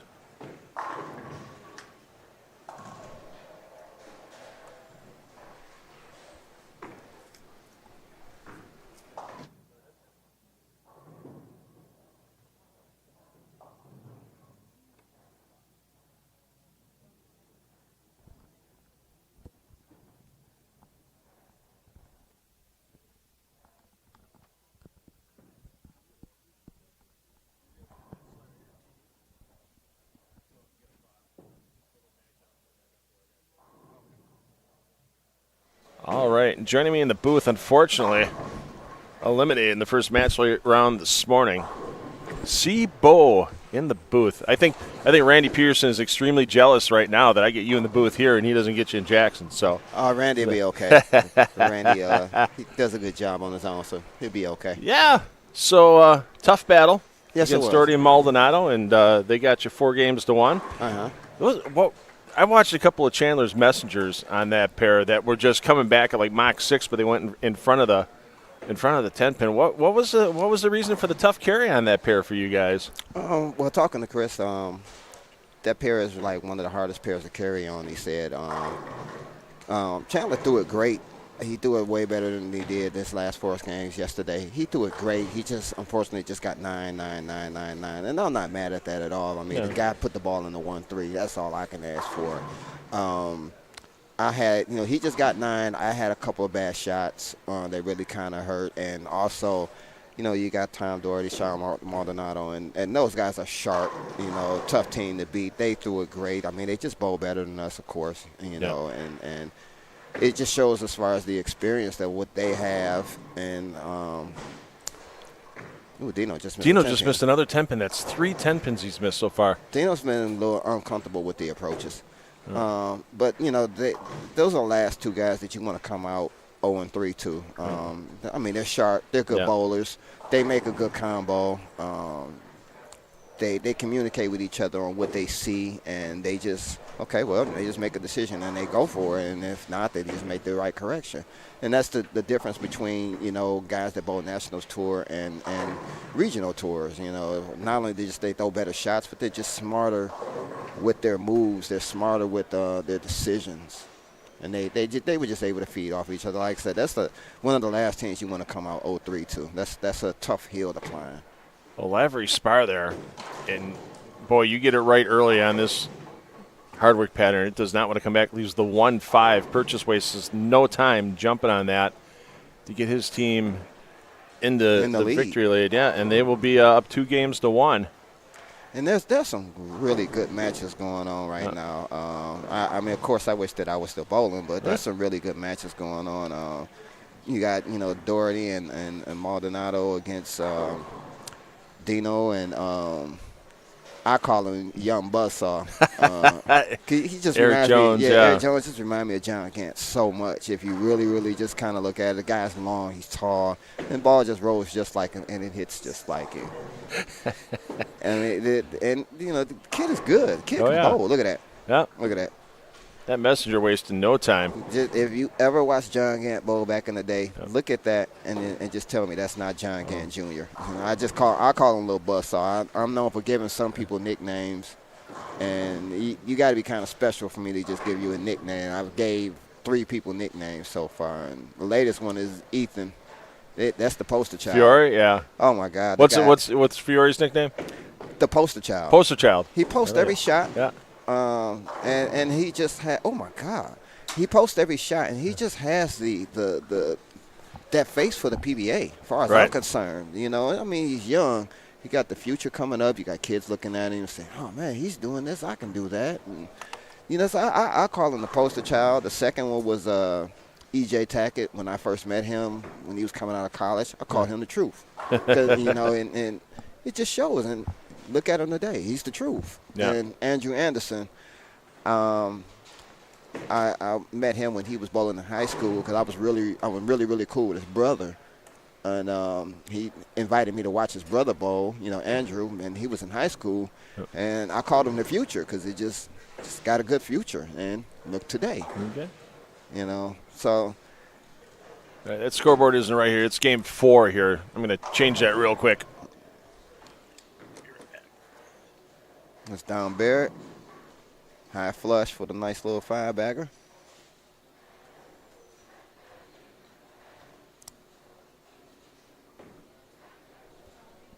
Guys, how you guys doing today?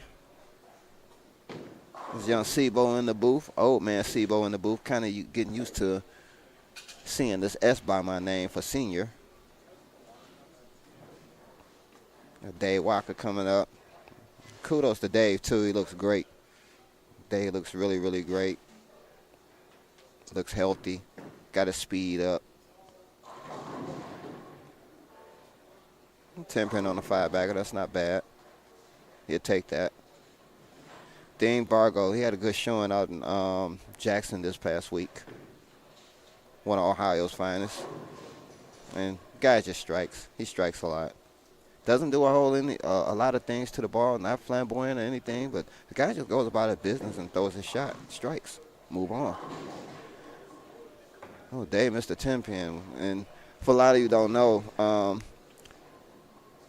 I've seen a lot of spares miss this week. I experienced it last year, and you get a lot of early hook when you shoot the spare sometime if you kind of drill the ball into the floor shooting the spares. So it really kind of makes you use your legs a lot more when you're shooting the spares. So there's been a lot of single-pin spares missed this week.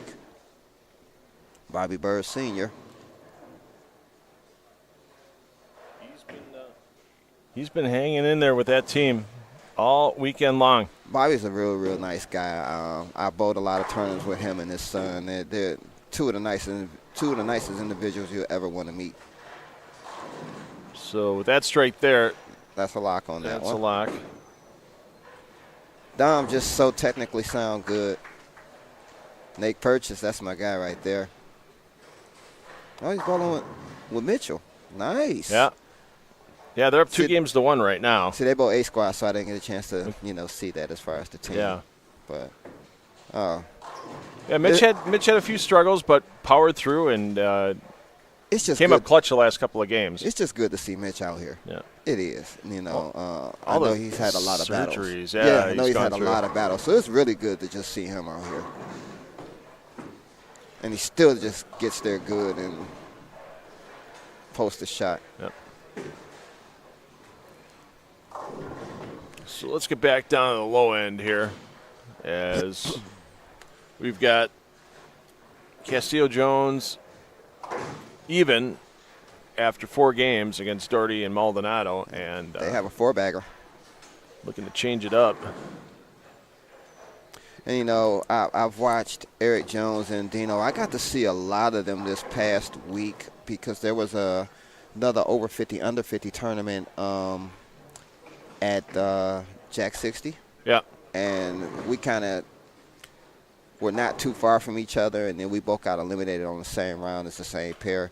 And they have some good chemistry together, and they look like they just have fun and not pressed about anything. And, Dino just kind of does his thing, and he let the young guy just kind of carry him. Sorry, you don't mind if I just go by? Oh, absolutely. SIBO. Absolutely. That's sorry. The first time I met you was years ago with Mike Jakubowski and Jeff Goodger with the Extra Frame days, and they go, "Hey, SIBO," and I'm like going, "SIBO," and they go, "Yeah, you're gonna want to talk to Carlton. He's really cool and stuff like that." And yeah, they were absolutely right. So it's funny. A lot of people know me more by my nickname than my government name, and and I'm fine with it. Okay. I'm very, very fine with it. There's SIBO on the lanes, but there's also Carlson Chambers as a, human being. Yeah. And I don't have a problem with anyone out here, period, or anyone in this world. Yeah. I just, I treat people the way I want to be treated. They say that, that's not always the case or whatever, but I don't go by what people say. Yeah. I go by how people treat me. Me and Tom Doherty were talking. What were we bowling the World Series last year? And he was talking about, he said something about nobody likes him. I said, man, I like you. Yeah. So you never disrespected me. You've always, treated me fine. Right. We see each other, we speak, and we, kind of go on about our way, and he's a straight-up person. I appreciate that. I'd rather you be a straight-up person to me and than to BS me around. So, we kind of have our own, we really got cool at the LBC. Yeah. So, guy's a good guy. I don't care what nobody says about him. Tom's a good guy. Yeah, speaking of the LBC, I got to put my information up there because 2025 LBC National Championship's coming up.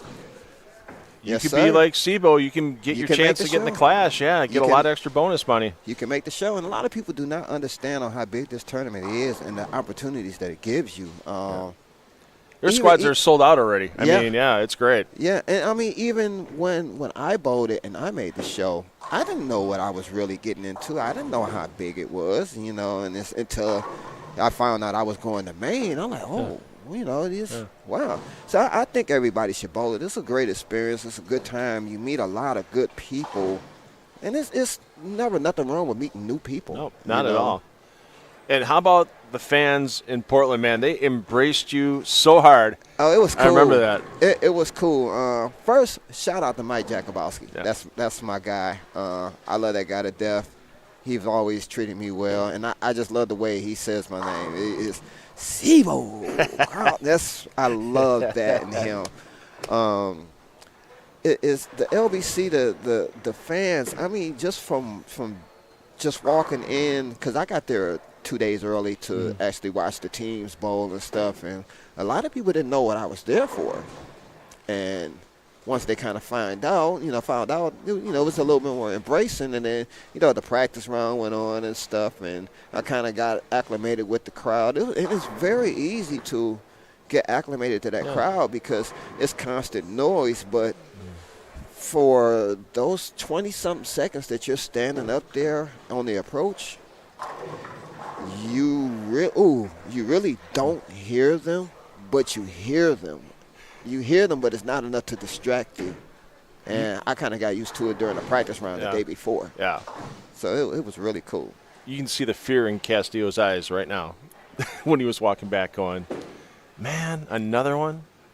Yeah, like I said, Dino, I was next to him. I was next to him all week.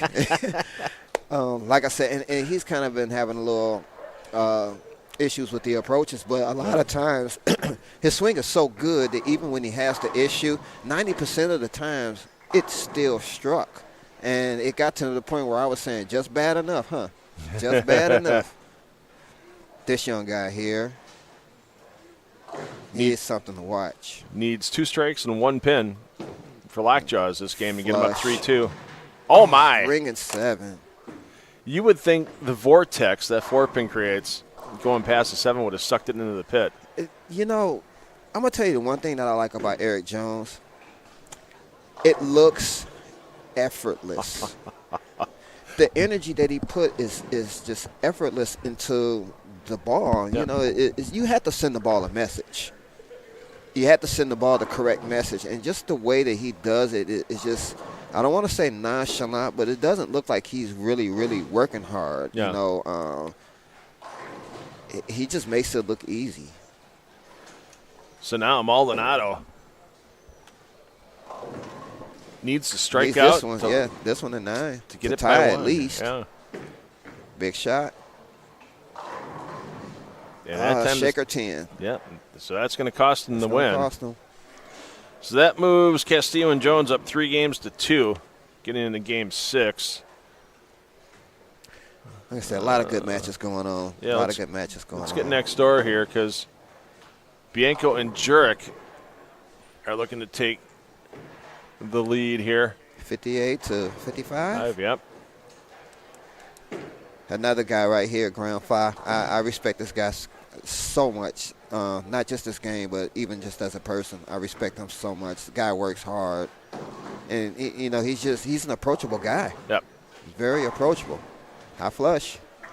And tell you what, to be Central Region Player of the Year 5 times in the last decade goes to show he's not a flash in the pan, and that even though it took him almost 10 years to win a second title on the PBA Tour, he is a quality player, and it goes to show how tough it is to win. Well, it's tough to win in any of the regions. It's tough to win because, like I said, 17. You have some of the best bowlers out there. But I haven't bowled. I bowled the West a couple of times. I bowled the Midwest a couple of times. The Central is one of the hardest ones to win in.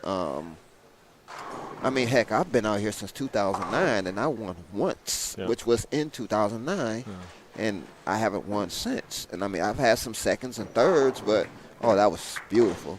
I've had some second and thirds, but like I said, this region is one of the hardest to win in. Yeah. Haggett 5 going to go up 3-2. I got some graphics to change. Feel free to riff, Sibo. I'll be back in a minute.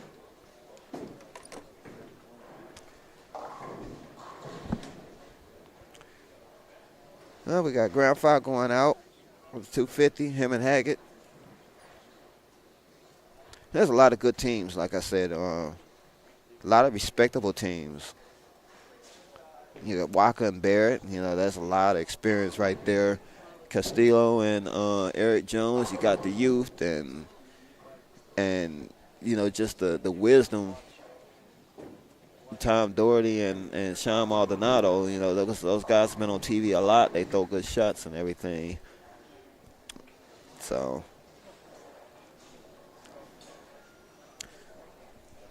We got my guy Jack Jarrett still in. Jack's one of the nicest guys you'd ever want to meet. I don't want to use Randy Peters' line, but Jack is one of the nicest guys you would ever want to meet. So this match is in Game 5. Ignore the graphic on the bottom. We'll get that fixed momentarily. Tied at 2-2, and Waka Barrett looking to go up 3-2. Barrett just needs, doesn't even need pins in the 10th at this rate, does he? 50, 70, 2-0. So Barrett just needs to show up. That's 3-2. Stay upright. Stay upright. Stay behind the line. Good cover there. Let's check in on Purchase and Beasley up 2-1. Oh, that was flush. And they're going to go up 3-1. Go yeah.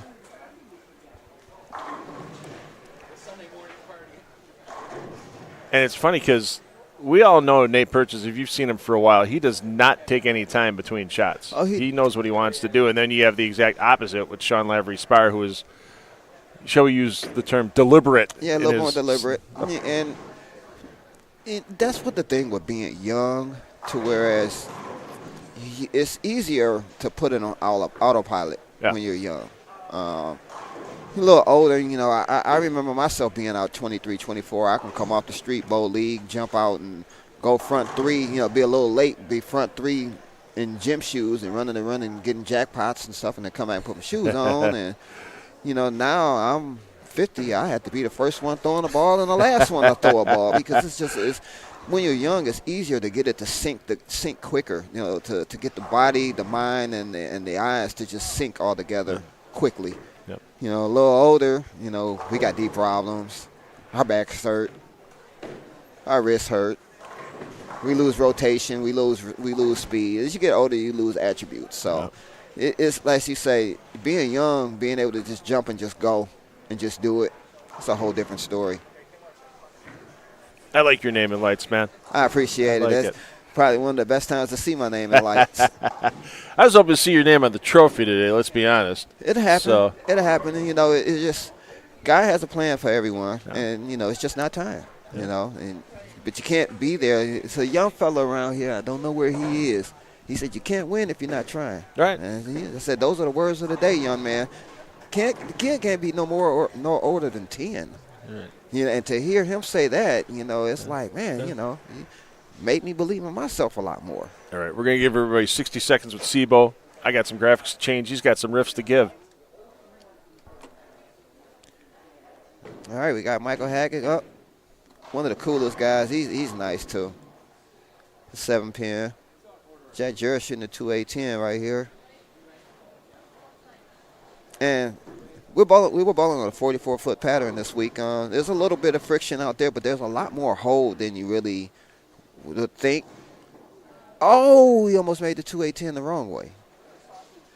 But there was a lot more friction and hold. The pattern blended out pretty well because sometimes you would get a couple pairs that would have some early hook and, a couple pairs that would be a little bit tighter down lane. But all in all, you still were able to get the ball to shape right if your speed was right and you had the right piece in your hand. You get anything right, it's definitely going to stay right.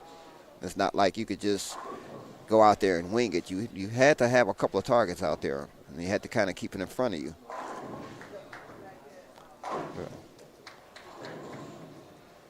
So watch Grand 5 coming up right here.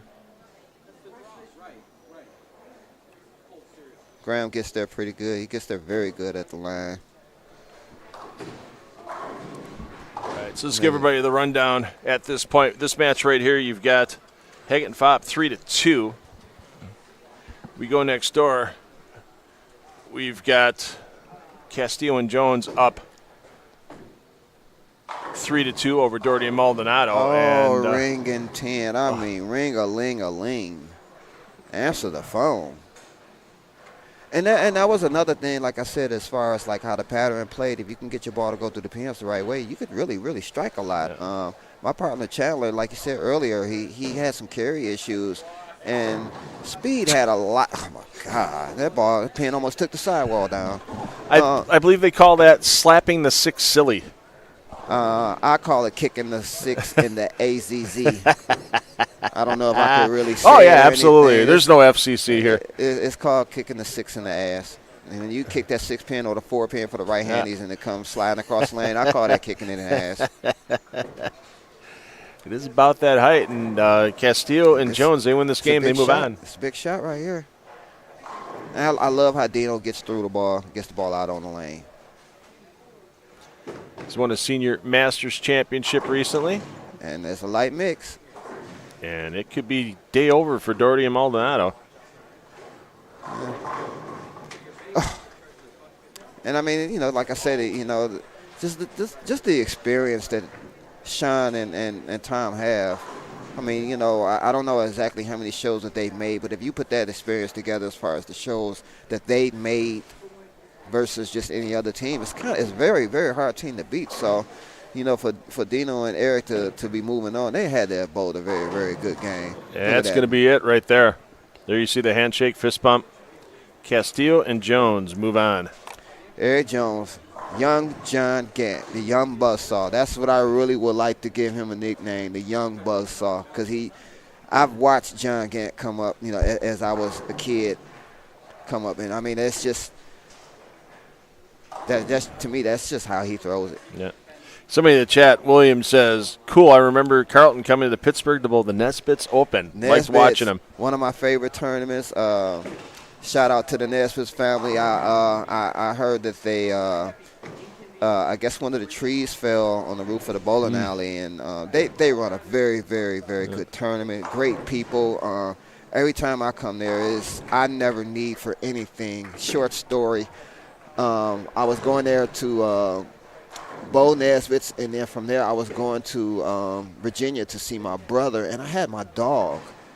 And I had a cage for it, and I wasn't going to bowl the tournament because I had a dog. He said, "No, bring your dog, just, as long as you have somewhere to put it." And they let me put the dog inside of the pro shop in the cage. And the dog never barked or anything. Yeah. And I mean, just the way that I was treated there is 99% of the times where I go places, I get treated with open arms. But for someone to let you bring your pet just so you can bowl, that meant a lot to me. Yeah. So, shout out to the Nesbitts Lanes, the guys in Pittsburgh, all those guys that I've met throughout the years and stuff. And, again, that's one of the good things that I love about bowling. You meet so many good people. And the more and more that you see them throughout years, kind of the closer that you get and the friendship gets a little stronger. Yeah. Joaquin Bears did take game 5, so they're up 3-2. Looking to end this here. So what's the game plan? I mean, now, I like I said, I had to believe I can see that S in front of your name, man, I'm getting used to it myself. But PBA50 Tour, there's a couple of stops that are close to you in Detroit. I know you still work full-time, so yes. You got to get that time away. How many national stops do you think you can be able to get to this year? I really wanted to do some of the Florida swings, but I'm not going to be able to make any of those. Okay. June 1st, I get 200 hours back. So I'm going to be bowling the Senior Masters for sure. I wanted to do the U.S. Open right after that, but that's kind of a hard swing. And, again, like I said, as far as, like, trying to balance the time with family, balance the time with work and stuff, I can't chase every tournament, but there are a few that I'm going to do. Definitely the World Series. I mean, Jackson's an hour from my house. You could drive every day if you wanted to be honest. I did this past week when we bowled the Players Championship. It's an hour drive, and that gives me time to vent or whatever on the way home, whether I bowl good or bowl bad. That way, when I get home, I don't bring that energy towards home. Yep. So that one, and I know I'm going to try the TOC and the Bud Moore. Okay. I forgot the location of that one. Virginia. Virginia. Yeah. Those are the ones that I'm definitely doing. Even, like I said, I took 3 weeks off to bowl. I bowled the Masters, and then I bowled the Players Championship, and I'm bowling the PTQ for the Tournament Champions. And then after that, we're going to put it in neutral. We're going to do some family things and stuff. My kids are grown, so I can kind of enjoy, a little bit more. Looking to get, married probably this year coming up. Oh, congrats. Yeah, I got a great woman. She understands on me and bowling. Yep. She said, I didn't know I was dating a superstar. I said, I'm not a superstar. Just everyone knows who I am. I said, the guys that are the superstars are the ones you see on TV every week. Those are the superstars. I've just been knowing a lot of these guys, 20, 30, 40 years. Yep. So that match with Haggett and Fa and Jerk and Bianco, that's going to a Game 7. That's going to be a good one. That's going to be a good one. Barrett and Waka looking to end it right here in the 10th. Oh. That'll do it. Log it. So Waka and Barrett move on. They'll get the winner of the Beasley Purchase and Weiss Lavery Spar match. And, it's really, really cool to see Dave Waka back out bowling. Yeah. It looks like his health is – he looks great. Yeah. And he's got his speed up. I remember last year his speed wasn't, really at the par. And it looked like he's put the work in. So I'm really, really, as a friend, not just a competitor, as a friend, I'm glad to see him back out here. Yeah, and that's the one thing about even you see it on the national tour, but the regional tour as well, is guys look out for other guys. On the lanes is one thing. You're going to beat everybody's brains when we are on the lanes. Off the lanes, it's a whole different story. People look out for – you hear stories of guys that need tires changed. They blow out a tire on the way to a tournament. Somebody picks them up, make sure that everything gets taken care of. Some guy doesn't have a hotel room for the night that wasn't expecting to make it. Somebody lets him crash on the floor, Yeah, I mean, you hear those stories all the time. And it's very funny because it's funny you say that because a friend of mine, Berlin Terry, just back when the pros were bowling at Taylor. Okay. And Tony Reyes and Jimmy Johnson, I think they either ran out of gas or something. And my buddy Smooth, Berlin Terry, he gave them a ride. And come to find out that, he didn't know that I knew those guys and they didn't know that Smooth was my friend. And look up, and like I said, this had to have been maybe close to 30 years ago.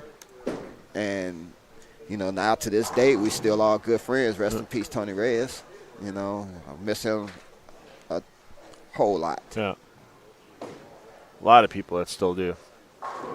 And Beasley Beasley. Yeah. I mean, they have a chance to end it here. This is only in the 5th game. This is a guy that you cannot underestimate. You cannot underestimate Mitch Beasley. The guy can strike. Yeah. And he fought a long battle on surgeries and stuff. So. Yeah. Hey, I don't know if Anthony, his brother's watching or not right now. If you are, hey, here the health's pretty good. The pro shop's going real well down in Texas for Anthony, so that's great to hear. That's the Bowler's Deal shop. That's a beautiful thing, I just like to see that the guys could just expand and do other things other than just throw the ball. Yeah. Guys, I mean, if you're out there, support your local pro shop. A lot of guys, we work hard as far as like being in the shop to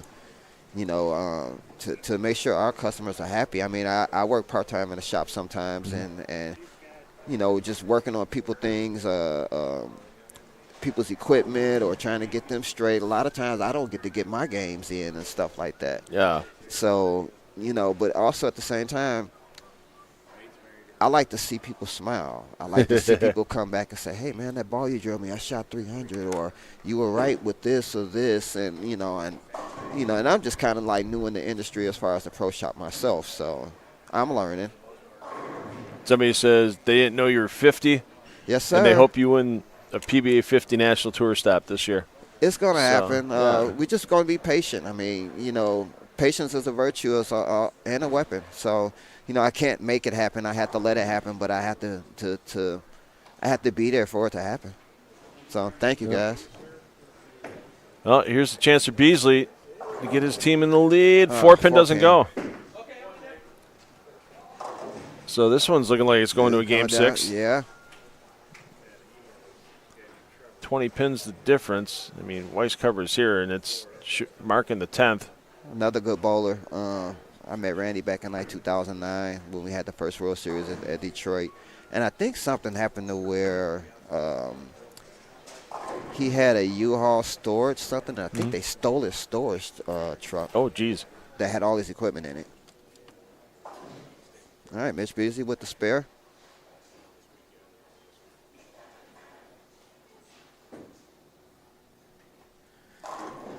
Max 215 for Beasley and Purchase. Sean coming up, max 235. Yeah, so that one definitely going to a game 6 with a mark here. That's a mark. Do it. That's a darn good mark. A little insurance just in case the 10 wanted to stand. This match is already in game 7. And it's a couple of splits on the board already, but you know, you still got half a game left. You know, the thing is to not press, to understand that you still have time. It's not over until it's mathematically over. Right, good shot by Mike. That's a huge double at this point because that gets him back to even. Jack Jarrett still doing it. Still remember years ago on the national tour when I was at Extra Frame, and we get on the 50 tour stops, and for the step ladder finals, I'd run out and run a camera on the approach. And Jack always used to give me grief whenever I was around with the camera. It was a black cloud. So he gets up, first step ladder he's made of the season, and throws the first ball in the first match against Amado Monticelli. Ripper 710, and he just stares and he points straight at me in the camera, and they cut to it too, where he's just going like this. Dude, I'm just standing. I'm not even looking at the pins. I know the camera's, you know, and he laughed, you know, he laughed it off and stuff. Jack has a great but at least it was sense the first frame. Yeah, he has a great sense of humor. Yeah. I remember bowling a regional at one of Dave Small's centers in Fort Wayne. And I ended up bowling him. It was the semifinals and one-game elimination. I mean, anybody could beat anybody in one given game, but he left the 7-10, and the 6-pin kind of slid over and barely fell. And a buddy of mine was actually taping because, you know, he's from Atlanta, and when I was coming up, I used to carry his bowling balls and stuff to bowling alleys, you know, and we was, the bucket crumbler.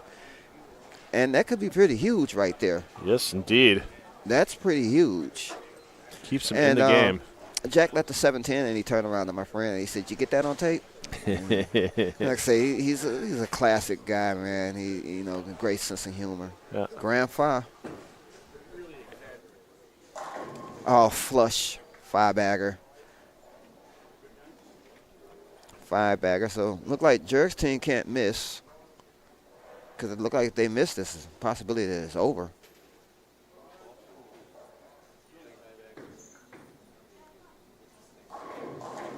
Great shot there. Great shot. We're bowling on lens pins this week. Carries a little bit different. Pins kind of flew around a little bit, especially had a little something on it. For the 6-bagger.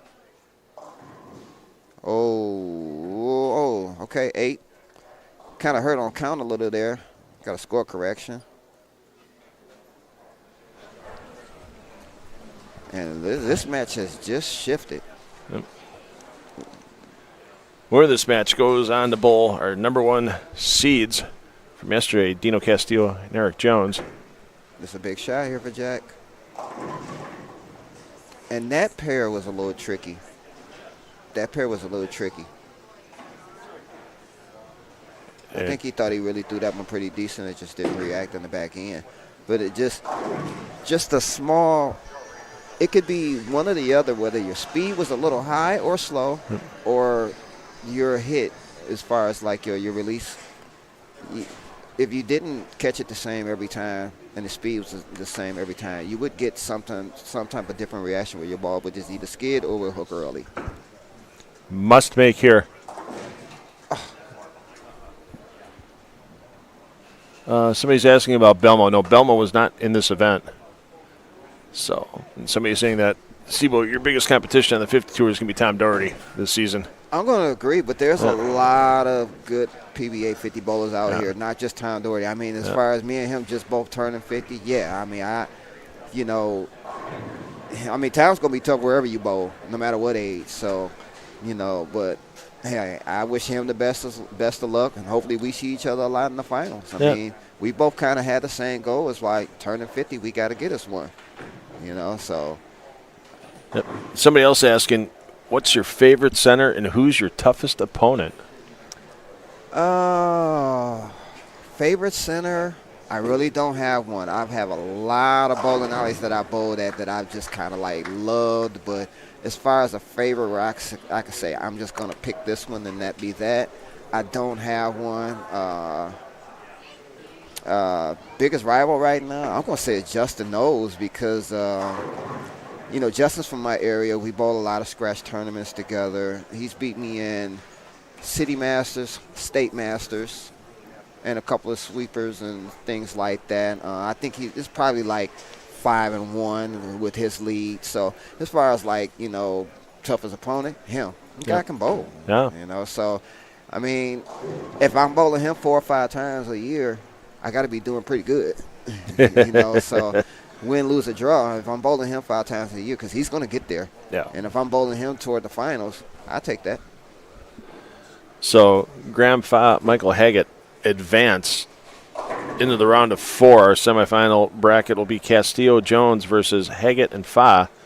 And then Joaquin Barrett are waiting in the wings for the winner of this match. This is currently Beasley and Purchase up 3-2, but 3-bagger going on. Oh, flush. This one might be going 7. Let the seat down after you flush it, please. There's women in the building. I got some sayings. It's way I'm better sure. than Randy's. I love Randy. Randy, I love you to death, but I got some isms too. I got some too. Put me in the booth long enough, you'll hear them come out. There you go. Hey, you always got a seat with us here. Well, so I had to come over and say hi, and give some people some insight if they wanted some. Yeah. Kind of speak to you. Kill a little time. All right. Rick Zakrychek, friend of the show.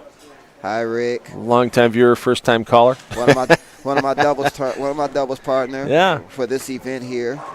Just now I'm 50. I can jump on one of the young guys back. Yeah. He's asking to compare the regular tour to what you've seen so far as a senior player. Have you bowled a strictly senior event yet? I've bowled both. Right now, okay. I'm having a little tough time on the senior tour, and I'm understanding why, because of the way that the young guys break the lanes down compared to the seniors. The seniors don't get left gutter.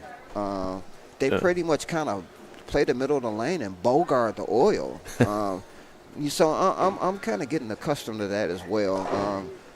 Bowling in Detroit, we don't get a lot of people to put out patterns and stuff for us. So it's kind of hard to really gauge on that versus bowling your scratch sweeper event or a league, and then you come out and you bowl a regional, and then you bowl a senior regional. I'm having a tough time with the seniors than I am with the kids. Yeah. So it's just the lane breakdown on the way that they play them. That's the biggest difference that I've seen. And it's all a learning process. It's all a learning curve. And I've been working on that as well, as far as like not having to get in front of the bar return. I didn't get in front of the bar return this tournament, so it's actually starting to work a little bit. Actually, what Mitch Beasley just played is kind of like the deepest that I got. Yeah, we saw Mitch in front of the ball return yesterday, late in the block. But obviously, after you get all those games in, it's going to happen. Absolutely. Absolutely. So that's probably about the hardest thing right now. It's just learning the transition, learning on how the guys play the game, play the lane. My very first PBA 50 tournament I bowled, and Troy Stuss won it. And Troy Stuss was from my area. And I just kind of watched what he did, and he just kind of played that 20-12 area, 17-12 area, just kind of like just trap the 1-3, not give the pocket away. And it's like, well, with my rotation, it's making me give the pocket away. So he didn't like that one, and flush. And that's the Dino syndrome. Dino threw a lot of shots that he didn't like, and they just flushed. I think sometimes guys on purpose, like, hit up on a shot. I've done it in the past, too, where you hit a shot and you just absolutely nut it.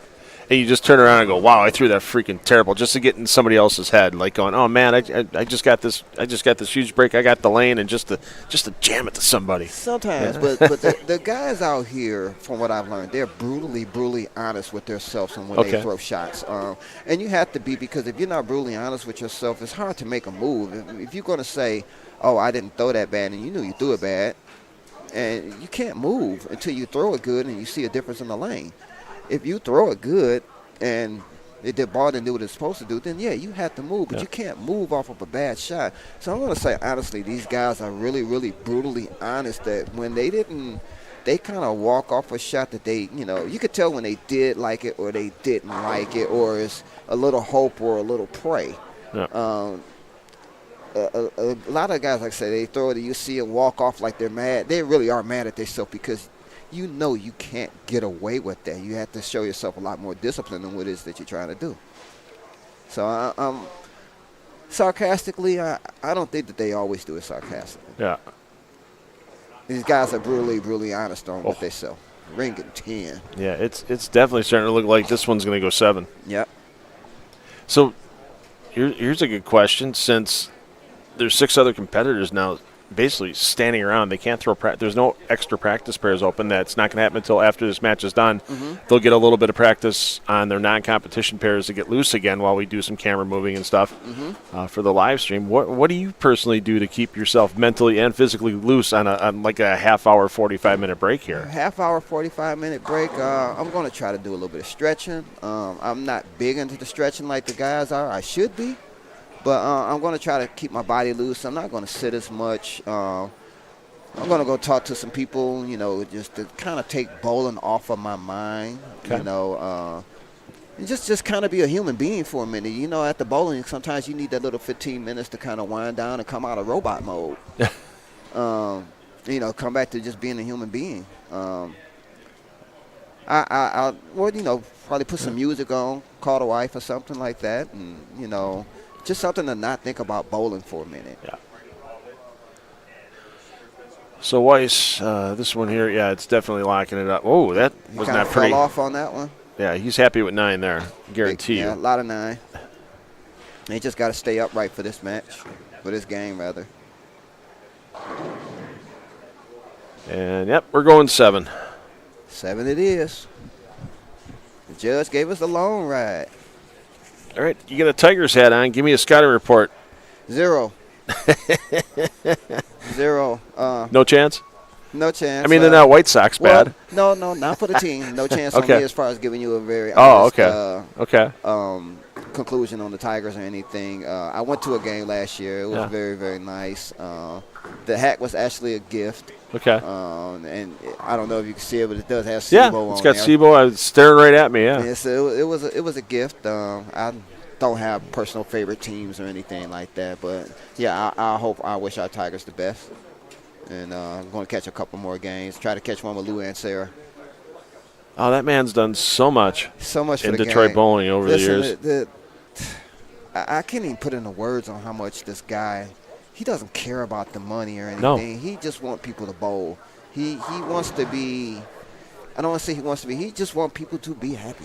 Yeah. And if we could have just 100 more Lou and Sarahs in this world, we would be a very, very good country. Yeah. Now, is that travel league he used to have still around back in the 90s and early 2000s? I'm not sure. The All-Stars. He runs I'm not sure about that right now. Okay. Because the All-Stars used to be a Thunderbolt in the arena. Yeah. But he runs a tournament called SSO, Senior Singles Open. And we welcome everybody. We got guys come from Ontario. We got guys that come from Ohio. Okay. He welcomes everyone. And it's just a good time. I mean, a good time. Like I said, you meet new people. There's some very, very, very good bowlers up there. He just wants good for the sport. Yeah. He wants good for the sport. But, yeah, the All-Stars, I got a chance to bowl that when I was probably like 23, 24, and also my father used to take me to see the All-Stars when I might have been like 10 years old. So you're talking about 1984.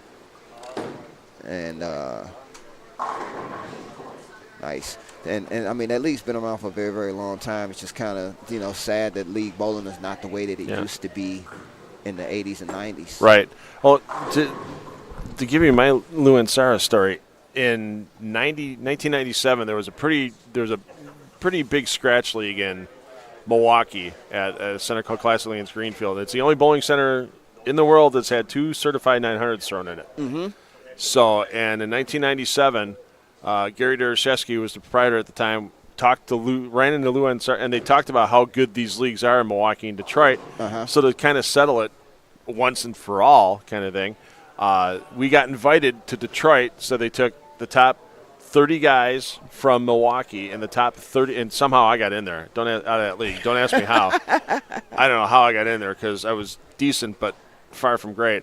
And then they took the top 30 guys out of this Lou and Sarah league that bowled at Thunder, and we got to bowl in the arena. So we took buses. A lot of the guys took buses there. I had to work on Saturday, so I drove all night Saturday to get there to bowl Sunday, and had to drive back Sunday. But it was so worth the drive, man, because we didn't have anything like the arena in Milwaukee. Nothing even close. It's an honor to bowl in. Yeah. And the thing is that a lot of people from Detroit that has bowling, they kind of, it's like, it's just another bowling alley. But you have to look at the history that's there. Like I said, my father took me there when I was 10 back in the 80s to watch guys like Bob Goyke, Bob Chamberlain, Mitch Jabinski, to watch all those guys bowl it. And then 20 years later, I'm bowling in it. Yeah. So, you know, it's a very, very good privilege. You know, every time I bowl in the arena, I'm honored to just even bowl in there. And I be in Thunderbowl almost every day. Yeah. And I probably bowl the arena once a year. But just to be, you know, it's an honor to bowl in there if you just really understand the history of it. And it's, I remember, I only remember one player that was on the team from Detroit that we bowled against, and that was Chris Sand, who's now with Turbo. And, I mean, Chris shot like 770. It made it look freaking effortless. Chris has always been a great bowler. I met Chris Sand when I was 10 years old. We both started Cecil Ward Travel together. And, I mean, here it is. 40 years later, we're still good friends. You know, great person. Moms were really, really great. They ran the Hamtramck for a very, very long time. You know, just good people. And, again, it's one reason why I really love bowling is the people you meet, you know, good people. I'm a good camera guy. I can run a camera. I can talk.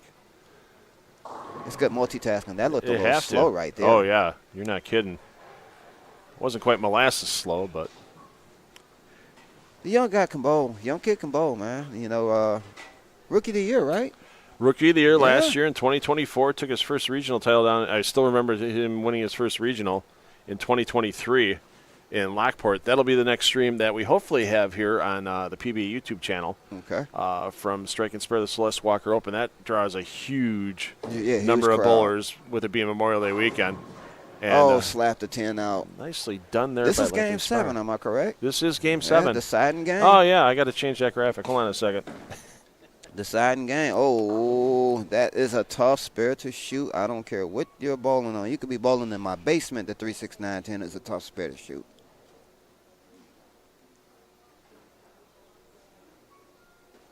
They got a double going on.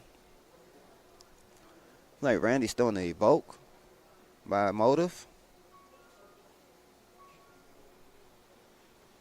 Anybody got any questions for me or whatever, go ahead and shoot, because I'm going to be here probably about another 5 minutes, and then I'm going to shoot on out the booth. If y'all got any questions or anything y'all want me to answer or whatever, come on and shoot it. Oh, look at the double tap on the 7.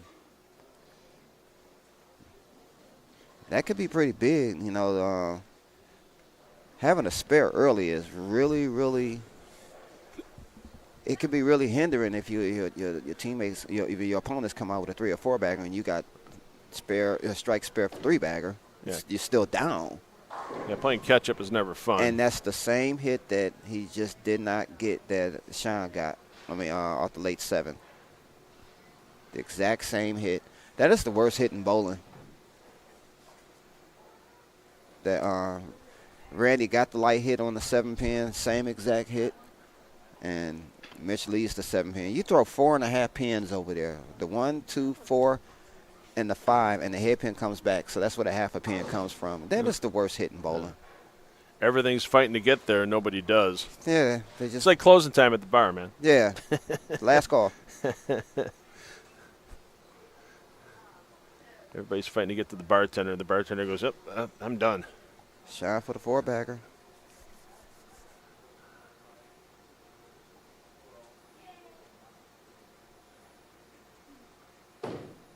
Oh, Gave he it a got little on that extra. one. Oh, he was heavy on those fingers there. He wanted that one. He wanted that one. Somebody grab a fire extinguisher. Those fingers emitting a little smoke right now after that. And he just changed his fingers pitches the way he hit that one off them grips.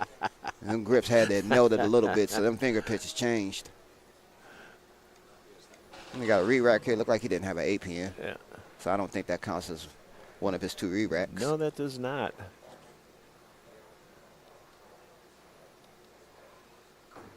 Well, that looked a lot better. Yeah, the other one was just a little slow. I think he's starting to see to where he kind of got away with that one a little bit as far as like he probably missed a little bit left. And then as this pattern develops, you get a little bit more hold in the middle of the lane. And you can kind of almost fade it and freeze it. Randy.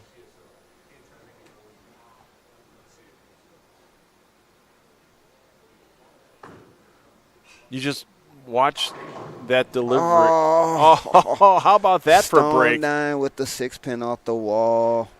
You just look at that delivery. You look at the crook elbow when it starts to come down, like Earl Anthony back in the day, but the rev rate and everything much more for Randy. But that well left follow through that never gets to his chin.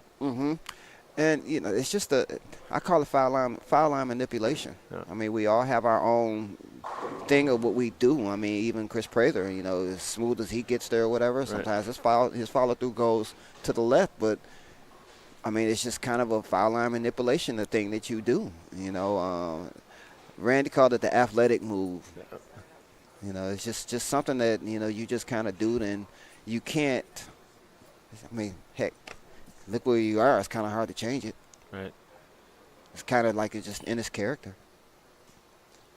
So looking to keep the lead at 31 here. For the 6-pack of Heineken.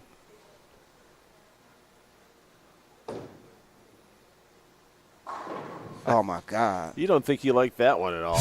Put a new roll of toilet paper on. Flush. Flush. Oh, I was thinking something else along that line. That ball was so good, it's going to make you, yeah. Oh, so he caught that funny spot as far as like you end up knowing that you missed a little bit left and it kind of holds for you, and then you try to throw it better because you know you just missed left and you missed right just a hair, and the ball just kind of goes downhill. That's kind of a bad time for that. And again, no time. Takes no time, goes up there and shoot it, and yeah, you can't blame him for going for it at this point. You have to. It's all or nothing here. It's game 7. Opponents got front 6. And now kind of you have to. Yeah, now you're down 60. Your max 233. Yeah, one more here, and basically the game's over. Yeah, they can just stand upright and mark out, pace out. It's got a chance. Wow. I think he mishit that one. Okay. I really think he mishit that one. I think he hit that one at the bottom, and which normally a lot of times when you mishit it, the speed is not right either. He was slightly right of where that last shot was that took the 9 off the wall, but yeah, you have to be right on that one, Sibo, because just a guess. Zero finish. Just a guess from just from the experience of me being out there this week, and all right, there's a lot of 8 there, but that's kind of almost all she wrote there. Yeah, I'm sure Randy's just going to take the count here, play it smart. You can kind of go for it, but I would probably go for the count as well, as you said. Make sure you get the 3. If you get 4, fine. Get the 3. Let's move on. Leave that frame behind. Can't change that. Yeah, so you're still up 41. Yeah, they just need 2 marks, and they should be fine. that's given if Beasley and Purchase strike out. And since they only have 3 strikes between them so far, that's far from a given. Yeah. So, for those of you watching on PBA YouTube, the streams will end after this game. We're going to take about a 10-minute break to get the bowlers moved around. We need to move some equipment around, and we'll be back with the semifinal round on brand new streams. So just you'll see those pop up right on the YouTube channel. So just back out of these streams when they end. Start the new ones in about 10 minutes. You'll get notified if you're a YouTube subscriber. And game time. And this one's about done. We say game time. Let's see if we can get Robert in here for a minute when we got nothing but time to kill. Yeah, that's definitely over now. We got nothing but time to kill. We're going to try to go over to Riviera Bolero, go over there and see if Rob can get some games in. Okay. Try to work with him. Is he in the field proper? Yeah, he's in the He's field. a past champion? Yeah, Okay. he's in the field. I just didn't know if they had that, because I know like on the national tour, it's you got to win in the last 10 years to to get in past the PTQ. So I didn't know if they were doing the same thing for the TOC. No, I had the PTQ. Okay. But I do have to. We got to get him together. My main man's having a little problem getting this ball to hook, getting his swing in the right proper place or whatever. So we're gonna go over to Riviera, try to throw some. I think Maximum Bob's words to me last night after he was done was, "Wow, that was an adventure." And he goes, "I hope nobody was watching me." I'm like, "Oh, we were on you when you had the front 5 the last game of qualifying," and then I said something about the front 5, and you promptly stoned a 10-pin. But he Rob's more so of not even mad about the bad bowling. He's mad that he can't get himself synced up to what he needs to do and get his swing in the right place. As far as the bowling bad part, I mean, hey, we all gonna bowl bad and things like that. I mean, he let that go immediately. It's just the more so of him trying to get himself together to make the shot that he needs to make, and let him tell it. I mean, I'm sure the first thing he's going to say is just lack of discipline on what he's trying to do. Yeah. He'll tell you in a heartbeat, because this is something we talk about all the time. You got 15 feet to do your job, and you have to show yourself some discipline on what it is that you're trying to do. If you don't show yourself that discipline, it's going to make it even harder to make that shot. All right, so we're going to end these streams right now. We'll be back in about 10 minutes of new streams. Sibo, man. Anytime. I appreciate you. Thanks I for appreciate having you me. for sitting in. Thanks for having me. So, thanks, guys. Jack, great bowling. Yep. Thanks for having me, guys, out there. Hope to see you in the future. Keep following us on the PBA. I mean, the fans, you guys are one of the reasons that we really like to do this more so, especially the live screen. And, some of us come in and just kind of drop a couple words or whatever. Yeah. That they work hard for this, and, just kind of show your support, man. We, even me not even being out here like this, I appreciate it. Yeah, he's Sibo. I'm $2 Phil. We'll see you in 10 minutes, everybody. Thanks. See you guys.